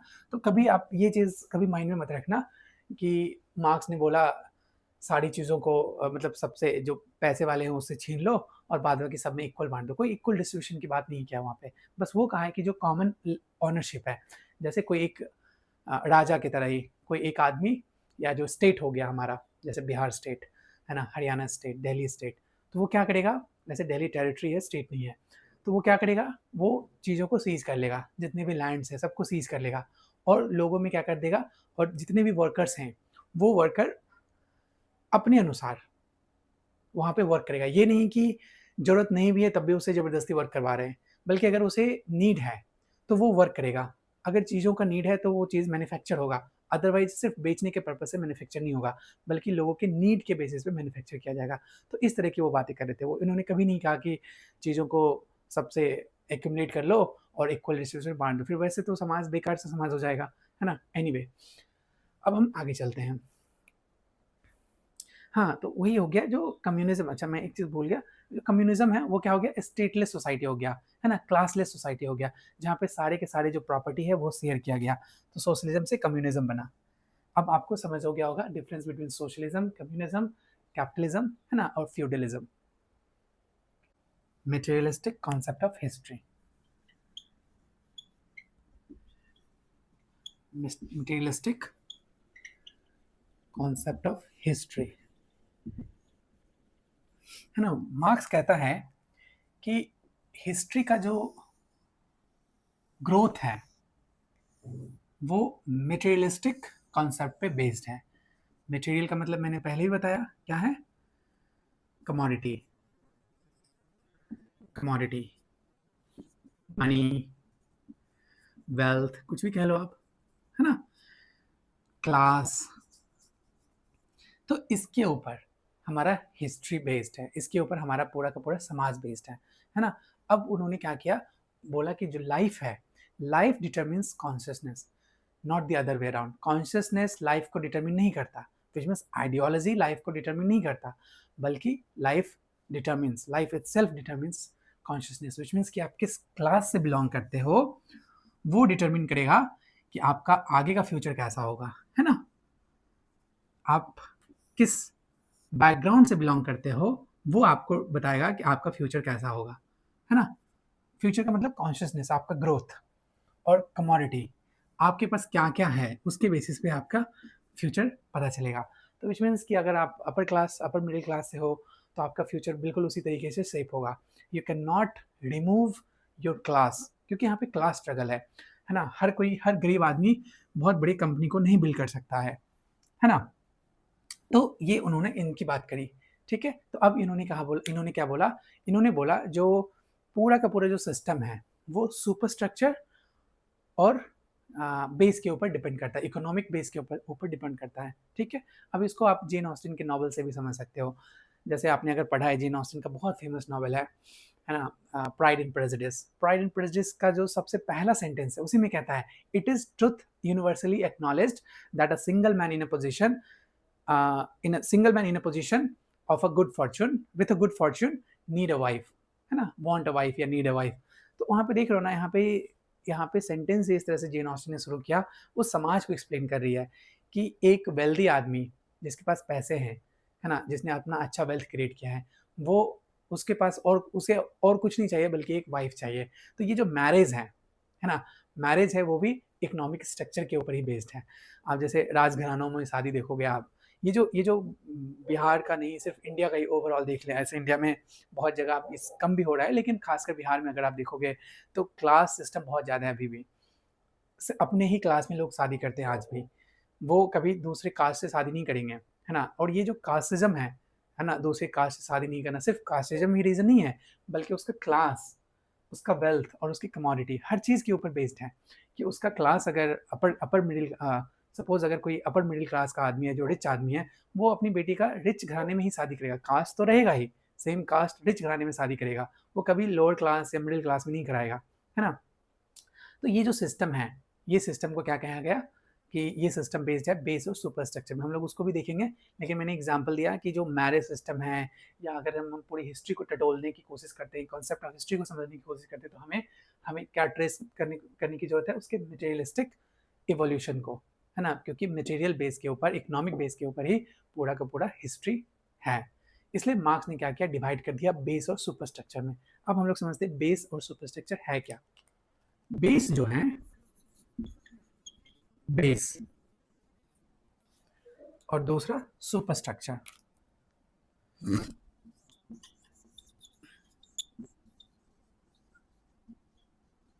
बेस और सुपर स्ट्रक्चर। अब यहाँ पे मार्क्स कहता है कि जो बेस है वो इंफ्रास्ट्रक्चर है,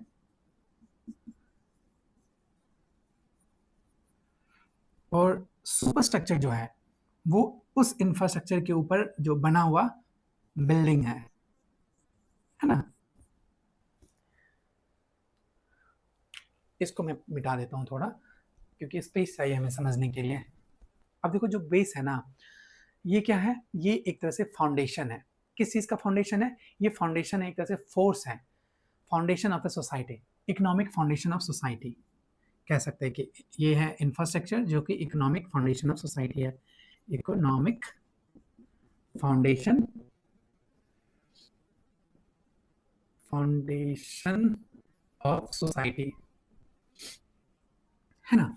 बेस को उसने बोला, उसने क्या बोला कि अगर हमें मटेरियलिस्टिक मटेरियल को समझना है, या मटेरियल कॉन्सेप्ट ऑफ हिस्ट्री को समझना है, तो हमें उसके बेस और सुपर स्ट्रक्चर को समझना पड़ेगा। उसने दो भाग में डिवीजन कर दिया, बोला बेस जो है वो क्या है, इंफ्रास्ट्रक्चर की तरह है, जो कि इकोनॉमिक फाउंडेशन ऑफ सोसाइटी है, और जो सुपर स्ट्रक्चर है वो क्या है, वो उसके ऊपर जो बॉडी है, उसके ऊपर जो ढांचा है वो है ना। जैसे कि कह सकते हैं कि कल्चर, जैसे कि कल्चर है, आइडियोलॉजी है, पॉलिटिक्स है ना, रिलीजन है, लिटरेचर है। बट पहले हम बेस को समझते हैं अच्छे से। बेस जो है वो क्या हो गया, जैसे टूल्स, टूल्स, है ना। बेस में यहां लिखता हूं टूल्स, लेबर, है ना, ये सब बेस हो गया। टूल्स हो गया, लेबर हो गया, है ना, टेक्नोलॉजी हो गया, रॉ मटेरियल्स हो गया, रॉ मटेरियल्स हो गया, टेक्नोलॉजी हो गया, ये हमारा बेस है ना। और सुपर स्ट्रक्चर में क्या हो गया, हमारा कल्चर, पॉलिटिक्स, रिलीजन, आइडियोलॉजी, है ना, हमारा culture, politics, religion, ideology, literature, literature, है ना। और भी आप ऐड कर सकते हो, जैसे लिटरेचर के अंदर आर्ट भी ऐड कर सकते हो। बट एनीवे इसको समझते हैं, क्या था कि बेस, बेस है इंफ्रास्ट्रक्चर, जैसे कि टूल्स हो गए, लेबर हो गया, टेक्नोलॉजी हो गया, रॉ मटेरियल्स हो गए। इसके बेसिस, जैसे रॉ मटेरियल के बेसिस पे हम क्या करते हैं, किसी प्रोडक्ट को बनाते हैं, है ना। लेबर से हम किसी बिल्डिंग को बनाते हैं, टूल से हम किसी प्रोडक्ट को बनाते हैं, है ना। टेक्नोलॉजी से अगेन हम किसी टेक्निकल प्रोडक्ट को बनाते हैं, है ना, प्रोडक्ट को मैन्युफैक्चर करते हैं। तो ये उसका बेस हो गया। अब इस बेस के ऊपर हमारा कल्चर टिका हुआ है। कोई कल्चर किस तरह से शेप ले रहा है, वो बेस करेगा हमारे बेस पे, है ना? कौन सा कल्चर कैसा है, जैसे European culture, Indian culture, American culture, Australian culture, Japanese culture, है ना? तो हर जगह का कल्चर क्या हो रहा है, इन्फ्लुएंस हो रहा है ना? आगे बढ़ रहा है, चेंज हो रहा है, ट्रांसफॉर्म कर रहा है उसके बेस पे। उसका बेस कैसा है, उसके बेसिस पे। Politics, same goes with the politics. किसी जगह की पॉलिटिक्स कैसी है, वो भी बेस करेगा, उसका भी जो कह सकते हैं ट्रांसफॉर्मेशन है, वो भी बेस्ड अपॉन उसके बेस के ऊपर। ठीक है? रिलीजन बिल्कुल सेम, इडियोलॉजी बिल्कुल सेम, लिटरेचर बिल्कुल सेम। तो कहता है कि जो सुपर स्ट्रक्चर जो है वो अपने फाउंडेशन, इंफ्रास्ट्रक्चर के ऊपर, बेस के ऊपर टिका हुआ है कि culture, politics, religion, aetiology, literature, ये सारे के सारे बेस होते हैं किसके ऊपर, बेस के ऊपर। जैसे मान के चलो हमने घर बनाया, है ना? मान के चलो हमने घर बनाया। अब जब हम घर बनाते हैं, जब घर को बिल्ड करते हैं, तो ये किसी न किसी स्ट्रक्चर के ऊपर, आर्किटेक्चर के ऊपर बेस्ड है ना? इतने पिलर्स हैं, इतने ये हैं, वगैरह वगैरह। अब इसके अंदर जो मटेरियल हमने यूज किया, है ना? इसके अंदर जो मटेरियल हमने यूज किया, रॉ मटेरियल यूज किया, लेबर यूज किया, तो जैसा मटेरियल यूज करेंगे वैसा ये घर बनेगा। लेकिन इसके अंदर जो भी चीज़ें यूज हुई उसके बारे में हमें पता नहीं चलता है ना? तो जिस तरह से मूवी को माइथोलाइज कर दिया जाता है कि सेल्फ मेड मैन है या अमेरिकन ड्रीम है, तो वो एक्चुअली में अमेरिकन ड्रीम होता नहीं है, बल्कि वो क्या है, इम्पोज किया हुआ है, सुपर इम्पोज किया हुआ है बेस के ऊपर। ठीक है? तो बेस में क्या आ गया, रॉ मटेरियल्स आ गए, लेबर आ गए, टूल्स आ गए, टेक्नोलॉजी आ गए, किसी भी तरीके का रॉ मटेरियल्स हो सकता है जिसके ऊपर क्या है, सुपर स्ट्रक्चर बेस्ड है, मतलब हमारा कल्चर बेस्ड है, पॉलिटिक्स बेस्ड है, रिलीजन बेस्ड है, लिटरेचर बेस्ड है और इडियोलॉजी बेस्ड है। तो ये सारे के सारे बेस के ऊपर बेस्ड होते हैं, है ना? जैसे इसका एक और एग्जांपल हम लोग ले सकते हैं। अब जब हम किसी समाज की बात करते हैं, जैसे हमारे समाज में बहुत डिफरेंट डिफरेंट इडियोलॉजीज हैं, बहुत डिफरेंट डिफरेंट पॉलिटिक्स है, बहुत डिफरेंट डिफरेंट कह सकते हैं कि कल्चर है ना? हर कल्चर में अलग अलग चीज़ें हमें देखने को मिलता है। तो जैसे मिडिल ईस्ट है सपोज, तो मिडिल ईस्ट का जो कल्चर है वो हमारे कल्चर से बहुत अलग है, अमेरिकन कल्चर से बहुत अलग है। क्यों? जैसे एक एग्जांपल के थ्रू, मिडिल ईस्ट में लोग मीट खाते हैं सबसे ज़्यादा। अब मीट का कंजम्पशन इसलिए करते हैं क्योंकि उनका जो बेस है ना? उनका जो रॉ मटेरियल है, वहाँ पे वेजिटेरियन कुछ होता ही नहीं है, क्योंकि सारा का सारा रेगिस्तान है। जब रेगिस्तान है हर जगह, जब वहाँ पे रॉ मटेरियल की कमी है ना? या फिर वहाँ पे क्रॉप्स की कमी है, तो वो लोग प्रोडक्ट तो बना नहीं पाएँगे, है ना? प्रोड्यूस नहीं कर पाएँगे, क्रॉप्स को प्रोड्यूस नहीं कर पाएँगे, उसको खा नहीं पाएँगे, तो वो लोग क्या खाते हैं? मीट खाते हैं सबसे ज़्यादा। तो मीट का कंज़म्पशन सबसे ज़्यादा होता है, तो वहाँ पे कल्चर ही डिफरेंट है ना? तो वहाँ देखोगे हर तरह के मीट अवेलेबल आपको मिल जाएगा। उसी तरीके से जब आप सी एरियाज़ में जाते हो, जैसे फिलीपींस में गए, है ना? या फिर बहुत फेमस जगह लोग घूमने जाते हैं, थाईलैंड हो गया, बैंकॉक में, है ना? तो इन जगह जाओगे आप, तो वहाँ पे देखोगे सी फूड सबसे ज़्यादा मिलता है, वहाँ पे सी फूड सबसे ज़्यादा कंज़्यूम किया जाता है। तो किसी जगह का सुपर स्ट्रक्चर, कल्चर, वही सुपर स्ट्रक्चर मतलब कल्चर, पॉलिटिक्स, वो उसके सराउंडिंग्स पे, वो उसके बेस पे बेस्ड होता है ना? ठीक है? उसके रॉ मटेरियल पे बेस्ड होता है। अब क्लियर हो गया होगा?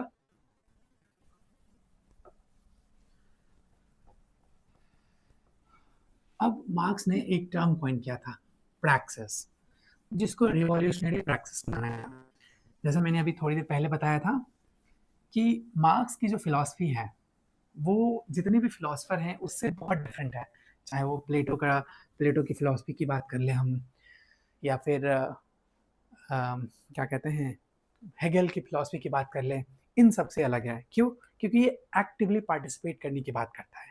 मार्क्स हमेशा एक्टिवली पार्टिसिपेशन की बात करता है ना? तो हम लोग देखते हैं रिवॉल्यूशनरी प्रैक्टिस।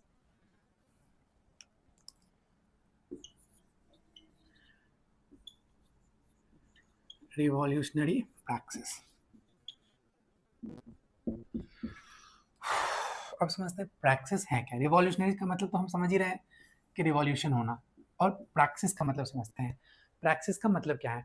प्रैक्टिस जो है ये एक की कॉन्सेप्ट है, मतलब इनके थॉट, मार्क्सिस्ट थॉट का की कॉन्सेप्ट है। कहते हैं कि the unity of the theory and practices में इसकी बात करते हैं वो। कहते हैं कि it is not just thinking और analysing the word, but actively transforming it. मतलब कि सिर्फ डीप एनालिसिस नहीं करना है, बल्कि हमें एक्टिवली पार्टिसिपेट करना पड़ेगा, पार्टिसिपेट करना पड़ेगा, है ना। यही है रिवॉल्यूशनरी प्रैक्टिस। रिवॉल्यूशनरी प्रैक्टिस का सिंपल मतलब है डीप एनालिसिस करने की हमें कोई ज़रूरत नहीं है, हमें डीपली पढ़ने की ज़्यादा ज़रूरत नहीं है, हमें आइडियोलॉजी की ज़्यादा ज़रूरत नहीं है, बल्कि हमें एक्टिवली पार्टिसिपेट करना पड़ेगा पॉलिटिक्स के अंदर। हमें समझना पड़ेगा, ट्रांसफॉर्म करना पड़ेगा, और ट्रांसफॉर्मेशन तभी आएगा जब तक कि हम अपने आप को उसके अंदर पूरा का पूरा रिवॉल्यूशन करने के थॉट मतलब माइंड में नहीं रहेगा, है ना। इसलिए कहता है कि जो आइडियाज़ हैं, आइडियाज़ आर मीनिंगफुल ओनली जब हम उसको पॉलिटिसाइज करते हैं, जब उसको हम रिवॉल्यूशनरी प्रैक्टिसेस में लाते हैं, अदरवाइज वो चीज़ हो नहीं सकता है ना। तो इसलिए मार्क्स जो थे वो बिलीव करते थे कि जो वर्कर्स है शुड नॉट वेट, वर्कर्स को वेट नहीं करना चाहिए, ये जो प्रोलेटेरिएट वर्कर्स है ना, उसको वेट नहीं करना चाहिए, बल्कि उसको क्या करना चाहिए, उसको रिफॉर्म करने के लिए आगे बढ़ना चाहिए, मतलब ऑर्गेनाइज करना चाहिए, रेसिस्ट करना चाहिए, ओवरथ्रो कर देना चाहिए, है ना। तो यही जब हम बातें करते हैं सोशलिज्म का, सोशलिज्म आने का, है ना, कम्युनिज्म आने का, तो वो यहाँ पे बातें कर रहा होता है ओवरथ्रो करने की, है ना। ये जो कैपिटलिस्ट समाज है उसको ओवरथ्रो कर दो, जब उसको ओवरथ्रो आप कर दोगे तो अपने आप क्या होगा, ये रिवॉल्यूशनरी एक्शन होगा। तो मतलब सिंपल है, रिवॉल्यूशनरी प्रैक्टिस का सिंपल मतलब है कि हमें वेट नहीं करना है, हमें समाज को बदलने के लिए देखते नहीं रहना है कि समाज अब बदलेगा, अब बदलेगा, अब बदलेगा, बल्कि हमें इस चीज़ को पढ़ना पड़ेगा, हमें उस स्ट्रक्चर को पढ़ना पड़ेगा, हमें उसके बेस को पढ़ना पड़ेगा, है ना, हमें उसके क्लास के स्ट्रगल को पढ़ना पड़ेगा। तो फिर कहता है कि इसी इसी बात पे ना लोग बहुत क्रिटिसाइज़ करते हैं, और थोड़ा हद तक मैं भी स्केप्टिकल हूँ इस बात को लेके, जब ये एक्टिवली पार्टिसिपेट की बात करते हैं। वैसे I do support actively participation, कि आप अगर चेंज लाना चाहते हो, है ना, चाहे यूनिवर्सिटी में, कॉलेजेस में, आप जब उसमें चेंज लाना चाहोगे तो आपको एक्टिवली पार्टिसिपेट करना पड़ेगा, है ना। लेकिन ये कहना चाह रहे थे कि जो एक्टिवली पार्टिसिपेट करके क्या करेंगे, ओवरथ्रो कर देना है हमें कैपिटलिस्ट समाज को। जब कैपिटलिस्ट सोसाइटी को हम ओवरथ्रो कर देंगे, कौन ओवरथ्रो करेगा, वर्किंग क्लास करेगा, क्योंकि वर्किंग क्लास को समझ आ गया, क्योंकि उसके पास ना पावर है, ना वेल्थ है ना, ना ऑनरशिप है कंपनी का, कुछ भी नहीं है। तो उसको सीज करके जब ओवरथ्रो कर देगा तो उसी को बोला गया एक्टिव पार्टिसिपेशन, एक्टिव पार्टिसिपेशन, है ना। जब एक्टिवली पार्टिसिपेट कर रहा है, ओवरथ्रो करने की बात कर रहा है, इसी को बोला गया practice, revolutionary practice, revolutionary idea. जैसे बर्टोल्ड ब्रेस्ट का वर्क है, आप अगर नहीं जानते हो तो बर्टोल्ड ब्रेस्ट बहुत फेमस राइटर है, बर्टोल्ड ब्रेस्ट, ये ड्रामेटिस्ट हैं, शायद यूजीसी, अगर आप यूजीसी नेट की प्रैक्टिस करते हो तो शायद आपको पता होगा, इन्होंने बहुत फेमस फेमस वर्क लिखे, जैसे द मदर करेज, है ना। तो मदर करेज में रिसेंटली उस प्ले को देखा था, तो मदर करेज में जैसे आवर कॉकेजन चॉक सर्कल, ये सारे जो वर्क है ना, ये एक तरह से रिवॉल्यूशनरी आइडिया है। ये राइटर जो था बर्टल ब्रेस्ट, ये सिर्फ समाज को अपने आप चेंज होने की बात नहीं कर रहा है ना, वो कह रहा है, इसने अपने वर्क में ऐसे कभी ऐसे टूल्स का यूज नहीं किया कि सोशल चेंज जो है वो अपने आप आ जाए। उसने क्रिटिकल थिंकिंग की बात करी कि जब जब कोई एक स्पेक्टेटर इनके प्ले को देखेगा, जैसे एग्जांपल के थ्रू मैंने बोला the Mother Courage, the Mother Courage, ये भी जर्मन प्ले है, जिसमें कि एक माँ के 3 बच्चे होते हैं, सब एक-एक करके मर जाते हैं, और वर्ल्ड वॉर सेकंड की कहानी है। तो मदर करेज में क्या है कि मदर करेज के थ्रू वो ये बताने की कोशिश कर रहे हैं कि आपको क्रिटिकली थिंक करना है ना? आपको ड्रामा प्रेज़ेंट किया जाएगा, उसके जो सबसे वर्स्ट एस्पेक्ट हैं, उसका जो बेस है, जो वर्स्ट एस्पेक्ट है, वो आपको दिखाया जाएगा। आपको डिसाइड करना है कि आपको समाज में कैसे बदलना है। तो इसको बाद में एपिक थिएटर नाम दिया गया था। मैंने एपिक थिएटर पे ऑलरेडी वीडियो बना रखा है। तो प्लीज़ आप वहाँ जाके देख सकते हैं एपिक थिएटर के ऊपर। तो मदर क्रेज़ में क्या हो रहा है, वो एक्टिवली पार्टिसिपेट करने की बात कर रहे हैं, है ना? जैसे हम शेक्सपियर की ड्रामा को पढ़ते हैं, बेन जॉनसन की ड्रामा को पढ़ते हैं, आप पैसिवली पार्टिसिपेट करते हो उसमें। ड्रामा प्रेज़ेंट किया जा रहा है, आप उसको देख रहे हो, और देख के बाद आपके दिमाग में बाद में जाके कैथार्टिक इफ़ेक्ट आता है। लेकिन यहाँ पे वो क्या कर रहा है, आपको जोश भर देगा ड्रामा को देखते ही देखते, क्योंकि उसने ड्रामा के अंदर इतनी सारी चीज़ें भर दी है, इतनी सारी चीज़ें डाल दी है कि जब आप उसको देखोगे तो आपके अंदर वो चेंज लाने की बात होगी। यही जो रिवॉल्यूशनरी प्रैक्टिस है, वो उसका यूज़ करते हैं कौन? बर्टोल्ड ब्रेस्ट अपने बुक में, अपने प्लेज़ में, जैसे द मदर करेज़ है उसमें। तो आप इसको देखने के बाद ही आप इंस्पायर हो जाओगे, है ना? आपको मन करेगा इसको चेंज करें, इंस्पायर करोगे, मतलब आपको पिटी फील नहीं होगा, आपको मन करेगा इसको चेंज कर दें। जैसे फ्रेंच फैनन का एक वर्क है the Richard, of the earth, जिसमें वो आर्ग्यू करते हैं कि जो कॉलोनाइज्ड पीपल हैं, है ना, उसको राइज अप होना चाहिए और वायलेंटली ये जो कॉलोनियल सिस्टम है उसके अगेंस्ट चले जाना चाहिए, है ना। फ्रेंच फैनन का काफ़ी फेमस वर्क है। तो ये था हमारा रिवॉल्यूशनरी प्रैक्टिस। अब आगे चलते हैं।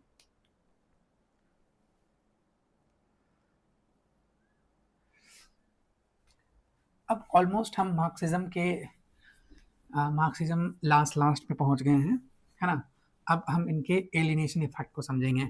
एलिनेशन क्या है, ठीक है, एलिनेशन और आइडियोलॉजी को समझेंगे,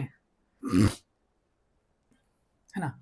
अब इससे पहले भी मैंने एलिनेशन के बारे में बताया। एलिनेशन का मतलब तो आपको पता ही होगा, एलियनेशन। पहले एलिनेशन को समझते हैं, फिर आइडियोलॉजी को समझेंगे। एलिनेशन मतलब एलिनेट होना, समाज से, अपने आप से, चीज़ों से एलिनेट होना, है ना। तो कहता है कि this is a process. Alienation क्या है? It is a process in which people become disconnected from their own humanity, है ना। पीपल डिसकनेक्टेड फील होता है, डिसकनेक्टेड फील होता है of their own humanity, of their own humanity, मतलब inhuman हो जाना। हमें समझ ही नहीं आया कि हम ह्यूमन हैं भी या नहीं है। तो ये कहता है कि एलिनेशन तब काम करता है, मतलब हम तब एलिनेट हो जाते हैं जब हम किसी कैपिटलिस्ट सोसाइटी के अंदर काम कर रहे होते हैं, कैपिटलिस्ट सोसाइटी के अंदर काम कर रहे होते हैं, तब हम एलिनेट फील करते हैं। तो ये रफली 4 चरण में होता है, 4 डिफरेंट ऑर्डर्स में होता है। तो पहला कहता है कि जो वर्कर हैं, आप इमेजिन करना है आपको कि आप किसी एक बड़े फर्म में आप काम कर रहे हो, है ना। जहाँ पे ना ही आपका कोई ऑनरशिप है वहाँ पे, ना ही आप वहाँ पे किसी चीज़ को कंट्रोल कर रहे हो, बट एज अ वर्कर आप वहाँ काम कर रहे हो और आपको एक्सप्लॉइट किया जा रहा है ना, ज़्यादा से ज़्यादा पैसे कमाने के लिए। तो वहाँ पे 4 डिफरेंट तरीके की चीज़ें होती है। कहता है कि alienation from the product of labour. पहला क्या है? Alienation from the product of labour, alienation from the product of labour. अब इसको समझना है, क्या है alienation from the product of labour. जो लेबर है वो अपने ही प्रोडक्ट से एलिनेट फील करता है, सॉरी, वो अपने ही प्रोडक्ट से एलिनेट फील करता है, विच मीन्स कि there is a relation between the worker and its product. जैसे शू मेकर, जो शू को बनाते हैं, शूज़ को बनाते हैं, है ना, जूतों को जो सिलाई करते हैं। मैंने एक एग्जांपल दिया, आप कपड़े का भी एग्जांपल ले सकते हो, शर्ट टी शर्ट किसी चीज़ की एग्जांपल ले सकते हो, है ना, टेलर की एग्जांपल ले सकते हो। तो जब आप जूते बनवाने वाले के पास जब जाते हो, तो जूता बनाने वाला जो लेबर है और उसका जो प्रोडक्ट है, दोनों के बीच एक प्यार होता है, दोनों के बीच बहुत सालों का तजुर्बा होता है, बहुत सालों का इमोशन होता है ना। लेकिन जब हम उसी को कैपिटलिस्ट सोसाइटी के अंदर चले जाते हैं, तो इस दोनों के बीच का जो रिलेशन है वो खत्म हो जाता है, एलिनेट हो जाता है। जैसे मैं एग्जांपल लेता हूँ, आप एडिडास का शूज़ पहनते हो, आप कोई भी एक लेदर शूज़ एक लोकल मार्केट से जाके एक लोकल या फिर कोई भी आप शर्ट एक लोकल मार्केट में जाके एक लोकल टेलर से बनवाते हो, तो जब वो बनाता है, जब लोकल टेलर बनाता है तो उसके अंदर वो फीलिंग्स होती है ना, वो काफ़ी सालों से वो वर्क को कर रहा होता है, तो वो एलिनेट नहीं करता। उसे पता है कि कपड़े की लागत क्या है, उसे पता है उस धागे की लागत क्या है, उसे पता है कि एक मैन लेबर का जो पूरा का पूरा जो पावर, मतलब जितना समय वो दे रहा है ना, पूरा जो टाइम कंज़्यूम कर रहा है उसमें, उसको हर चीज़ पता है और वो कनेक्शन में है। फिर आपको उस तरह का आज़िब जो उसका अमाउंट बनता है वो आपसे लेता है। जैसे 1000-2000 रुपए लिया एक शर्ट का, या फिर 1000 रुपए से कम में ही आ जाते हैं यूजुअली शर्ट्स। अगर बहुत अच्छे ब्रांड के हैं तो 1500 सिलाई लेके आ जाएँगे। लेकिन आप जब वही वही कपड़े को बड़े ब्रांड में खरीदोगे, लिवाइस में सपोज़, तो लिवाइस जैसी बड़ी कंपनियाँ, कैपिटलिस्ट कंपनियाँ या कोई भी बड़ी कंपनियाँ आप ले सकते हो, शू में ही एडिडास के शू ले लो, नाइकी के, प्यूमा के, किसी भी शूज़ को ले लो। तो शूज़ को बनाने वाला जो है या कपड़े को बनाने वाला जो है, जो वर्कर है, वो एलिनेट हो जाता है, अपने ही प्रोडक्ट से एलिनेट हो जाता है। क्यों? क्योंकि वहाँ पे सब कुछ मशीन से हो रहा है और सीलने वाला कोई और है, काटने वाला कोई और है, प्रोडक्ट लाने वाला कोई और है, क्योंकि वहाँ पे जो वर्कर है, जो हमारा लेबर है, वो किसी चीज़ को कंट्रोल नहीं कर रहा होता है। उसका जो कंट्रोल होता है, उसका जो ओनरशिप होता है, चाहे वो रॉ मटेरियल का ओनरशिप हो, चाहे उस कपड़े का ओनरशिप हो, चाहे अगर जूता बना रहे हैं तो उस लेदर का ओनरशिप हो, वो सारे के सारे ओनरशिप किसके पास है? बुर्जुआ क्लास के पास है, व्हिच मीन्स कि कैपिटलिस्ट समाज के पास है, जिसके पास वो कंपनी है। तो ऑब्वियस सी बात है, मटेरियल की क्या लागत है, मटेरियल कहाँ से आया, कितने पैसे में आया, उसके बारे में लेबर नहीं जानता है ना? और लेबर को कुछ नहीं पता है, बस वो जाता है सुबह अपना कोट पैंट पहना और कंपनी में जाके वर्क करता है, 10 घंटा 12 घंटा काम करके वापस आ जाता है। तो व्हिच मीन्स कि वो अपने ही प्रोडक्ट से एलिनेट हो गया। तो जो सबसे पहला इफ़ेक्ट है, वो एलिनेशन इफ़ेक्ट का यही है कि वर्कर जो है, वो अपने आप होता है ना? वो इटसेल्फ में होता है। तो एलिनेशन अपने प्रोडक्ट से क्या हो रहा है, एलिनेट हो चुका है। अब दूसरा क्या है?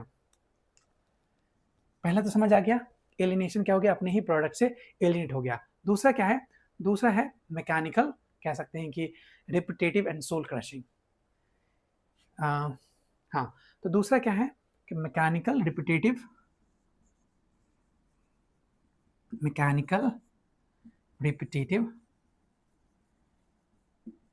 सोल क्रशिंग,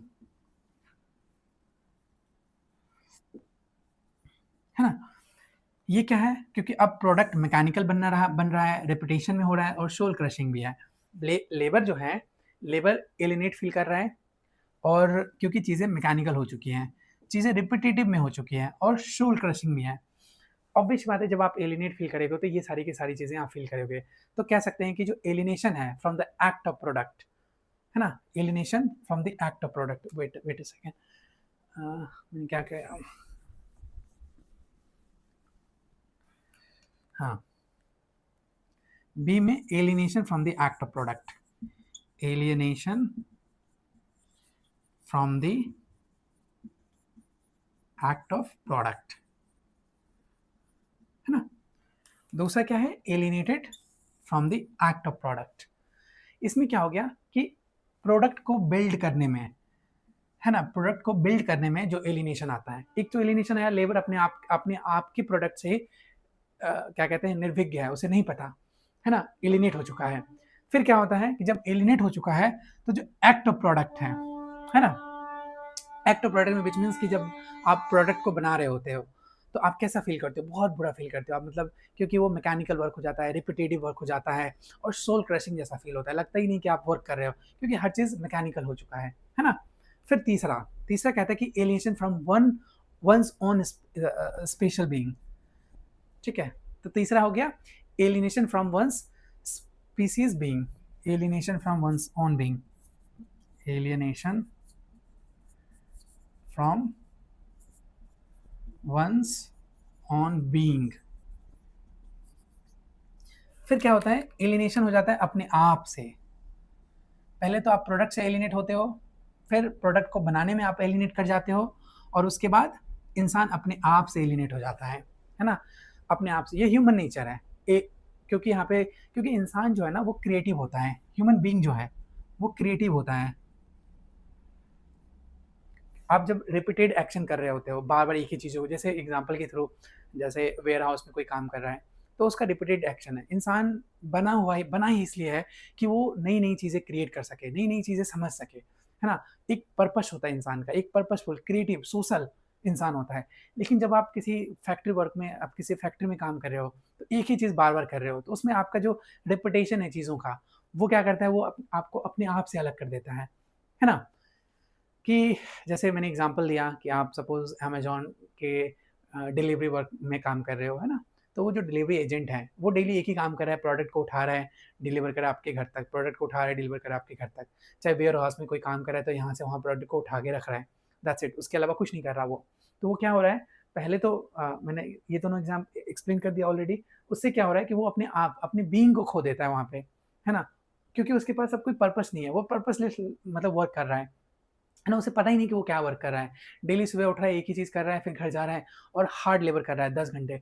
अगर वो 10 घंटे में 10,000 प्रोडक्ट को एक जगह से दूसरी जगह पहुँचा रहा है, तो उससे क्या हो रहा है, उससे उसका फ़ायदा नहीं हो रहा, बल्कि कंपनी का फ़ायदा हो रहा है ना? तो क्या हो गया पहला, alienation from the product of labour, है ना? प्रोडक्ट से लेबर खुद एलिनेट हो गया। दूसरे में हमने देखा एक्ट के अनुसार, मतलब जब वो एक्ट कर रहा होता है, जब वो काम कर रहा होता है, उस समय वो एलिनेट हो जाता है, फिर अपने आप से एलिनेट हो जाता है। उसके बाद एलिनेशन फ्रॉम अदर्स, जिसको सोशल एलिनेशन कह सकते हैं, कि एलिनेशन फ्रॉम अदर्स, जिसको हम सोशल एलिनेशन कह सकते हैं, सोशल एलिनेशन, सोशल एलिनेशन कह सकते हैं। ठीक है, यहाँ पे क्या हो जाता है, जो कैपिटलिस्ट सोसाइटी है उसमें एलिनेशन इतने डीप में वर्क करता है कि लोग आपस में क्या कर लेते हैं कि कंपटीटर्स बन जाते हैं। कंपटीटर्स बन जाते हैं। जब एक दूसरे को compete करने लगोगे आप, तो वहाँ पे क्या होगा, कोलैबोरेटिव वर्क खत्म हो जाएगा। मतलब कोई कोलैबोरेशन नहीं हो रहा, कोई आप नई चीज़ें क्रिएट नहीं कर रहे हो वहाँ पे। आप compete कर जाते हो कि मुझे इतनी सारी चीज़ें उठानी है। सपोज़ आप वेयरहाउस में काम कर रहे हो तो किसी ने 10,000 उठाया, तो आप बोलोगे नहीं मैं 11,000 उठाऊँगा, है ना? ताकि जो मालिक है आपका, है ना? जो आपका कंपनी का ओनर है, वो आपको ज़्यादा अच्छे से ज़्यादा उसको ज़्यादा पैसे देगा, ज़्यादा इंसेंटिव्स देगा, है ना? तो यहाँ पे क्या होता है, एलिनेशन फ्रॉम अदर्स हो जाते हैं, क्योंकि एक दूसरे से आप एलियन हो जाते हो। अब जैसे इमेजिन करो कि आप किसी कंपनी में काम कर रहे हो, है ना? और उस कंपनी में ऐसा माहौल है कि कोई वहाँ पे कंपटीटर नहीं है किसी का, है ना? 10 लोग बैठे हैं, 10 आपस में डेली बातें कर रहे हैं, डेली चीज़ों को शेयर कर रहे हैं, डेली चीज़ों को खा रहे हैं, बैठ रहे हैं, उठ रहे हैं, है ना? सारी चीज़ें शेयर हो रहा है और वहाँ पे क्या हो रहा है कि आप एक पॉजिटिव एक्शन की तरफ जा रहे हो। लेकिन क्या हो रहा है कि जहाँ पे कॉम्पिटिशन आ गया कि मैंने 10 टास्क किया, उसने 11 किया, उसने 12 किया, उसने 13 किया, जिसके बेसिस पे इंसेंटिव मिल रहा है। तो जब इंसेंटिवाइज़ हो जाता है चीज़ें, वर्क जब इंसेंटिवाइज़ हो जाता है, तो वहाँ पे क्या हो जाता है, वहाँ पे जो एम्प्लॉयी है, एक-दूसरे को कम्पीट करने लगते हैं प्रमोशंस के लिए और वो काफ़ी टॉक्सिक है अकॉर्डिंग टू कार्ल मार्क्स और कहते हैं कि इस समय इंसान पहले तो अपने प्रोडक्ट से एलिनेट हो गया, फिर अपने वर्क से एलिनेट हो गया और उसके बाद फिर अपने आप से एलिनेट हो गया और अपने आप से एलिनेट होने के बाद पूरे के पूरे समाज से एलिनेट हो गया। क्यों? क्योंकि कोई एक दूसरे का नहीं है। ऐसे भी देखोगे कॉलेज में भी या किसी जगह पे आप वर्क करोगे, तो वर्किंग कल्चर में हमेशा कहा जाता है कि आप अपने साथ के वर्कर को, है ना? अपना फ्रेंड मत माने, अपना फैमिली मत माने, है ना? मैंने भी ये काफ़ी बड़ी गलती कर दी थी, है ना? बट एनीवे क्योंकि अभी बचपना है हमारे अंदर, अभी हम सीख रहे हैं, हम है ना? तो धीरे-धीरे चीज़ों को समझते हैं। ठीक है? तो ये था एलिनेशन। अब हम लोग आइडियोलॉजी को समझेंगे।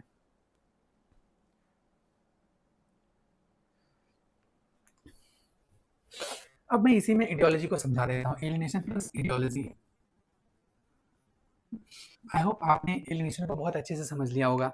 अब आइडियोलॉजी जो है ना, वो एलिनेशन को हाइड कर देता है। आइडियोलॉजी जो है, वो एलिनेशन को क्या कर देता है, हाइड कर देता है। कहता है कि जो कैपिटलिज़्म है, जो कैपिटलिस्ट समाज है, इट हाइड्स एलिनेशन। एलिनेशन जो है, it is deeply painful and unnatural क्योंकि ऑब्वियस सी बात है, कोई भी इंसान एलिनेशन को पसंद नहीं करेगा। तो इसको हटाने के लिए, इसको हाइड करने के लिए क्या कर सकता है, तो जो लोग होते हैं, they don't see it clearly, है ना? उनको ऑब्वियस सी बात है, जो एलिनेशन है, ये जो मैंने 4 एलिनेशन की बात की, आप अब तक सोचे भी नहीं होंगे, लेकिन आप ऑलरेडी एलिनेट फ़ील कर रहे हो। तो इससे बचने के लिए क्या किया गया कि एक सिस्टम को क्रिएट किया गया, एक आइडियाज़ को, एक बिलीफ को क्रिएट किया गया, एक वैल्यू सिस्टम को क्रिएट किया गया, जो कि जस्टिफ़ाई कर देता है हर चीज़ को जो सोशल ऑर्डर में एग्ज़िस्ट कर रहा होता है। जैसे सपोज़ अगर आप किसी कंपनी में काम कर रहे हो, तो आपको क्या बोल दिया जाएगा कि अरे हार्ड वर्कर हैं, हार्ड वर्कर हैं। आपको बोल दिया गया कि he is a hard worker और हार्ड वर्कर को सक्सेस मान लिया गया। कहता है कि अगर आप हार्ड वर्क करोगे, है ना? तो आप सक्सेसफुल हो जाओगे, आप सक्सेसफुल हो जाओगे। तो ये क्या हो गया? ये आपने आइडियोलॉजी क्रिएट कर दी कि जो हार्ड वर्क करेगा, वो सक्सेस करेगा। एक आइडियोलॉजी बन गया। तो ये जो सक्सेस है ना? वो एलिनेशन को हाइड कर दे रहा है और आप उस सक्सेस के पीछे भागने लगते हो। आप और मेहनत करने लगते हो और ज़्यादा मेहनत करने लगते हो, है ना? तो यहाँ पे जो क्या है कि अब ये भी बोला गया कि एनीवन कैन मेक इट, हर कोई सक्सेसफुल बन सकता है। आजकल देखोगे हर जगह लोग बातें करेंगे, है ना? कंपनीज़ में बातें करेंगे कि अरे मेहनत करो, हार्ड वर्क करो, बहुत सक्सेस मिलेगा, हार्ड वर्क करो, बहुत सक्सेस मिलेगा। लेकिन एक्चुअली में क्या हर कोई सक्सेसफुल होता है? यहाँ पे जो इनइक्वालिटी है, जो रेसिज़्म है या फिर कह सकते हैं कि जो बैरियर्स है या इनहेरेंट वेल्थ है, उसके बेसिस पे भी तो चीज़ें आगे जैसे अगर हर इंसान तो सपोज़ यूपीएससी की तैयारी हर कोई कर रहा है। यूपीएससी की तैयारी हर कोई कर रहा है। लेकिन 80 से 70% यूपीएससी एस्पिरेंट्स वही होते हैं जिसके पेरेंट्स यूपीएससी क्वालीफाई किए रहते हैं। क्योंकि उसका जो बैकग्राउंड है, वो अलग है ना? तो उनके लिए यूपीएससी क्वालीफाई करना बहुत आसान है। लेकिन कुछ ऐसे लोग भी हैं जो बहुत गरीब हैं, है ना? जिनके पास पढ़ने के लिए भी पैसे नहीं है, जिनके पास दिल्ली में रहने के लिए पैसा नहीं है, दिल्ली जाने के लिए नहीं, कोचिंग इंस्टीट्यूशन में जाने के लिए पैसा नहीं है। वो इंसान इतनी आसानी से यूपीएससी क्वालीफाई नहीं कर सकता। लेकिन फिर भी लोग कहते हैं कि हार्ड वर्क करोगे तो क्या होगा? सक्सेस मिलेगा, सबको सक्सेस मिलेगा। But this is not true. इसने आइडियोलॉजी क्रिएट कर दिया और आइडियोलॉजी क्रिएट करने की वजह से क्या हो गया कि लोग एलिनेशन को भूल गए। क्योंकि एलिनेशन यहाँ पे क्या है कि आप किस क्लास से बिलॉन्ग करते हैं, आपका क्लास बैरियर क्या है, आपके पास इनहेरेंट वेल्थ क्या है ना? आपके पास मतलब ऑब्वियस बात है किस रेस से बिलॉन्ग करते हैं, तो बहुत सारे मैटर्स, बहुत सारे फैक्टर्स होते हैं। जैसे कोई एससी-एसटी कम्युनिटी से है थोड़ी देर के लिए, एससी-एसटी कम्युनिटी से है, तो वो सबसे डिप्राइव्ड सोसाइटी है, उसके पास कुछ भी नहीं था, है ना? आज भी एसटी कम्युनिटी पहाड़ों पे रहते हैं। एससी को तो फिर भी हटा देते हैं, एसटी कम्युनिटी आज भी पहाड़ों पे रहते हैं, माउंटेन्स पे रहते हैं ना, ट्राइब्स में रहते हैं। उनके पास तो ना एजुकेशन है, ना कुछ है, तो उनके लिए वो कितना भी हार्ड वर्क करेंगे, तो उनके लिए आसान तो है नहीं यूपीएससी क्वालीफाई करना, है ना? तो ये क्या हो गया, उसका जो एलिनेशन है, वो छुप जाता है। लोग कह दिए कि हार्ड वर्क करोगे तो सक्सेस कर जाओगे, तो लोग इस चीज़ पे विश्वास कर लेते हैं। लोग कहते हैं कि हाँ, हाँ, सच बोले, हार्ड वर्क करूँगा तो सक्सेस कर जाऊँगा, बट एक्चुअली में उसके उसके अंदर बहुत सारी चीज़ें छुपी हुई है कि वो किस क्लास से बिलॉन्ग कर रहा है ना? दूसरा एग्ज़ाम्पल जैसे लेते हैं, और ये मेरा फ़ेवरेट एग्ज़ाम्पल भी है, मैं हमेशा इसको कोट करता हूँ। जैसे बाइंग थिंग को फ्रीडम बोला गया। किसी चीज़ को अगर आप बाय करते हो, बाइंग थिंग्स को या परचेज़िंग कह लो, आप कुछ भी कह लो, है ना? दूसरा एग्ज़ाम्पल, तो उसको उसको क्या माना गया? उसको माना गया कि आप क्या हो गए, एम्पावरमेंट फ़ील कर रहे हो। ये मेरा फ़ेवरेट इसलिए भी है ना, क्योंकि अ, मेरी जितनी भी गर्लफ्रेंड्स रही हैं, उन सबको खरीदना बहुत अच्छा लगता है, और उनको लगता था कि जब हम क्लोथ्स को खरीदेंगे, प्रोडक्ट्स को खरीदेंगे, तब हम एम्पावरमेंट फ़ील करेंगे, है ना? ऐसे भी जनरली मैंने लोगों को देखा है, स्पेशली वुमेन में, मेन में भी है, वुमेन में भी है, वुमेन में सबसे ज़्यादा है। तो वो अपने आप को एम्पावर फ़ील करती है कि अरे मैंने ये खरीदा, मैंने वो खरीदा। जब आप प्रोडक्ट को खरीदना शुरू करते हो, अननेसेसरी प्रोडक्ट को खरीदते हो, तो आप उसको फ्रीडम से, चॉइस से डिनोट करने लगते हो, एम्पावरमेंट से करने लगते हो, फ्रीडम। कहते हो कि ये मेरा फ्रीडम है, देखो मैं अपने फ्रीडम से चीज़ों को खरीद रहा हूँ, खरीद रही हूँ, है ना? तो ये क्या हो गया, ये एक आइडियोलॉजी क्रिएट हो गया, आइडियोलॉजी बन गया। लेकिन वहाँ पे एलिनेशन छुप रहा है कि आप किस क्लास से बिलॉन्ग कर रहे हो, आपको उसकी ज़रूरत है भी कि नहीं है। अननेसेसरली आप चीज़ों को खरीद रहे हो, है ना? तो वो जो पेन है अंदर से, होता है ना, कुछ लोग शो ऑफ करने के लिए भी खरीद लेते हैं और दिखाते हैं कि भाई मेरे पास देखो, मैंने मैंने मतलब अपने एम्पावरमेंट से, मैंने अपने फ्रीडम से, अपने चॉइस से चीज़ों को खरीदा है। लेकिन उसे पता है कि अंदर ही अंदर उसके पास बिल्कुल पैसे नहीं है। उसने सारे के सारे पैसे खर्च कर दिए उस पर्टिकुलर प्रोडक्ट को खरीदने में। तो यहाँ पे ये 2 एग्ज़ाम्पल से आई होप आप समझ गए होंगे कि आइडियोलॉजी क्या है और एलिनेशन क्या है। तो एलिनेशन से क्या होता है, आइडियोलॉजी आता है, और इस आइडियोलॉजी के बेसिस पे एलिनेशन को हम हाइड करते हैं। ये कहना था मार्क्स का, है ना? अब इसका बहुत सारे एग्ज़ाम्पल ले सकते हैं। जैसे लिटरेचर से जॉर्ज ऑरवेल का एग्जांपल है, 1984 इनकी एक किताब है, बहुत फेमस बुक है ना? आपको डेफ़िनिटली पढ़ना चाहिए, 100-150 रुपए में आपको अमेज़न पे मिल जाएगा आपको। तो उसमें क्या होता है ना कि बार-बार देखोगे कि big brother is watching you, big brother wants this, big brother wants this, that, है ना? वो हमेशा एक प्रोपेगेंडा फैलाता रहता है, जिसमें कि एक आइडियोलॉजी कंसील कर रहा है ऑपरेशन को।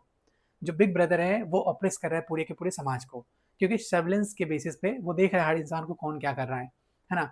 तो वो जो सर्विलेंस हो रहा है, उस सर्विलेंस के उस ऑपरेशन को हाइड करने के लिए वो छोटी-छोटी चीज़ें, छोटे-छोटे प्रोपेगेंडा बोलते रहते हैं कि हाँ, बिग ब्रदर किसी को एक कोई नाम दे देता है, किसी को कुछ दे देता है, किसी को कुछ इनाम दे देता है ना? उसके वर्क के बदले। तो ये क्या कर रहा है? ये ऑप्रेस कर रहा है विदाउट उसको बताए हुए। ये जो एलिनेशन है इंसान का, वो छुप जा रहा है कहाँ से? आइडियोलॉजी के बेसिस पे। तो I hope this is very, very clear to you. तो finally this is where I am ending Marxism, this is where I am ending this lecture. आप मार्क्स को बहुत अच्छे से समझ गए होंगे, और मुझे भी पढ़ाने में अच्छा लगा, क्योंकि मैं हमेशा से चाहता था कि लिटरेरी थ्योरी एंड क्रिटिसिज्म को खासकर व्हाइट बोर्ड पे पढ़ाऊँ। तो अभी तो मैंने शुरुआत ही किया व्हाइट बोर्ड पे पढ़ाना।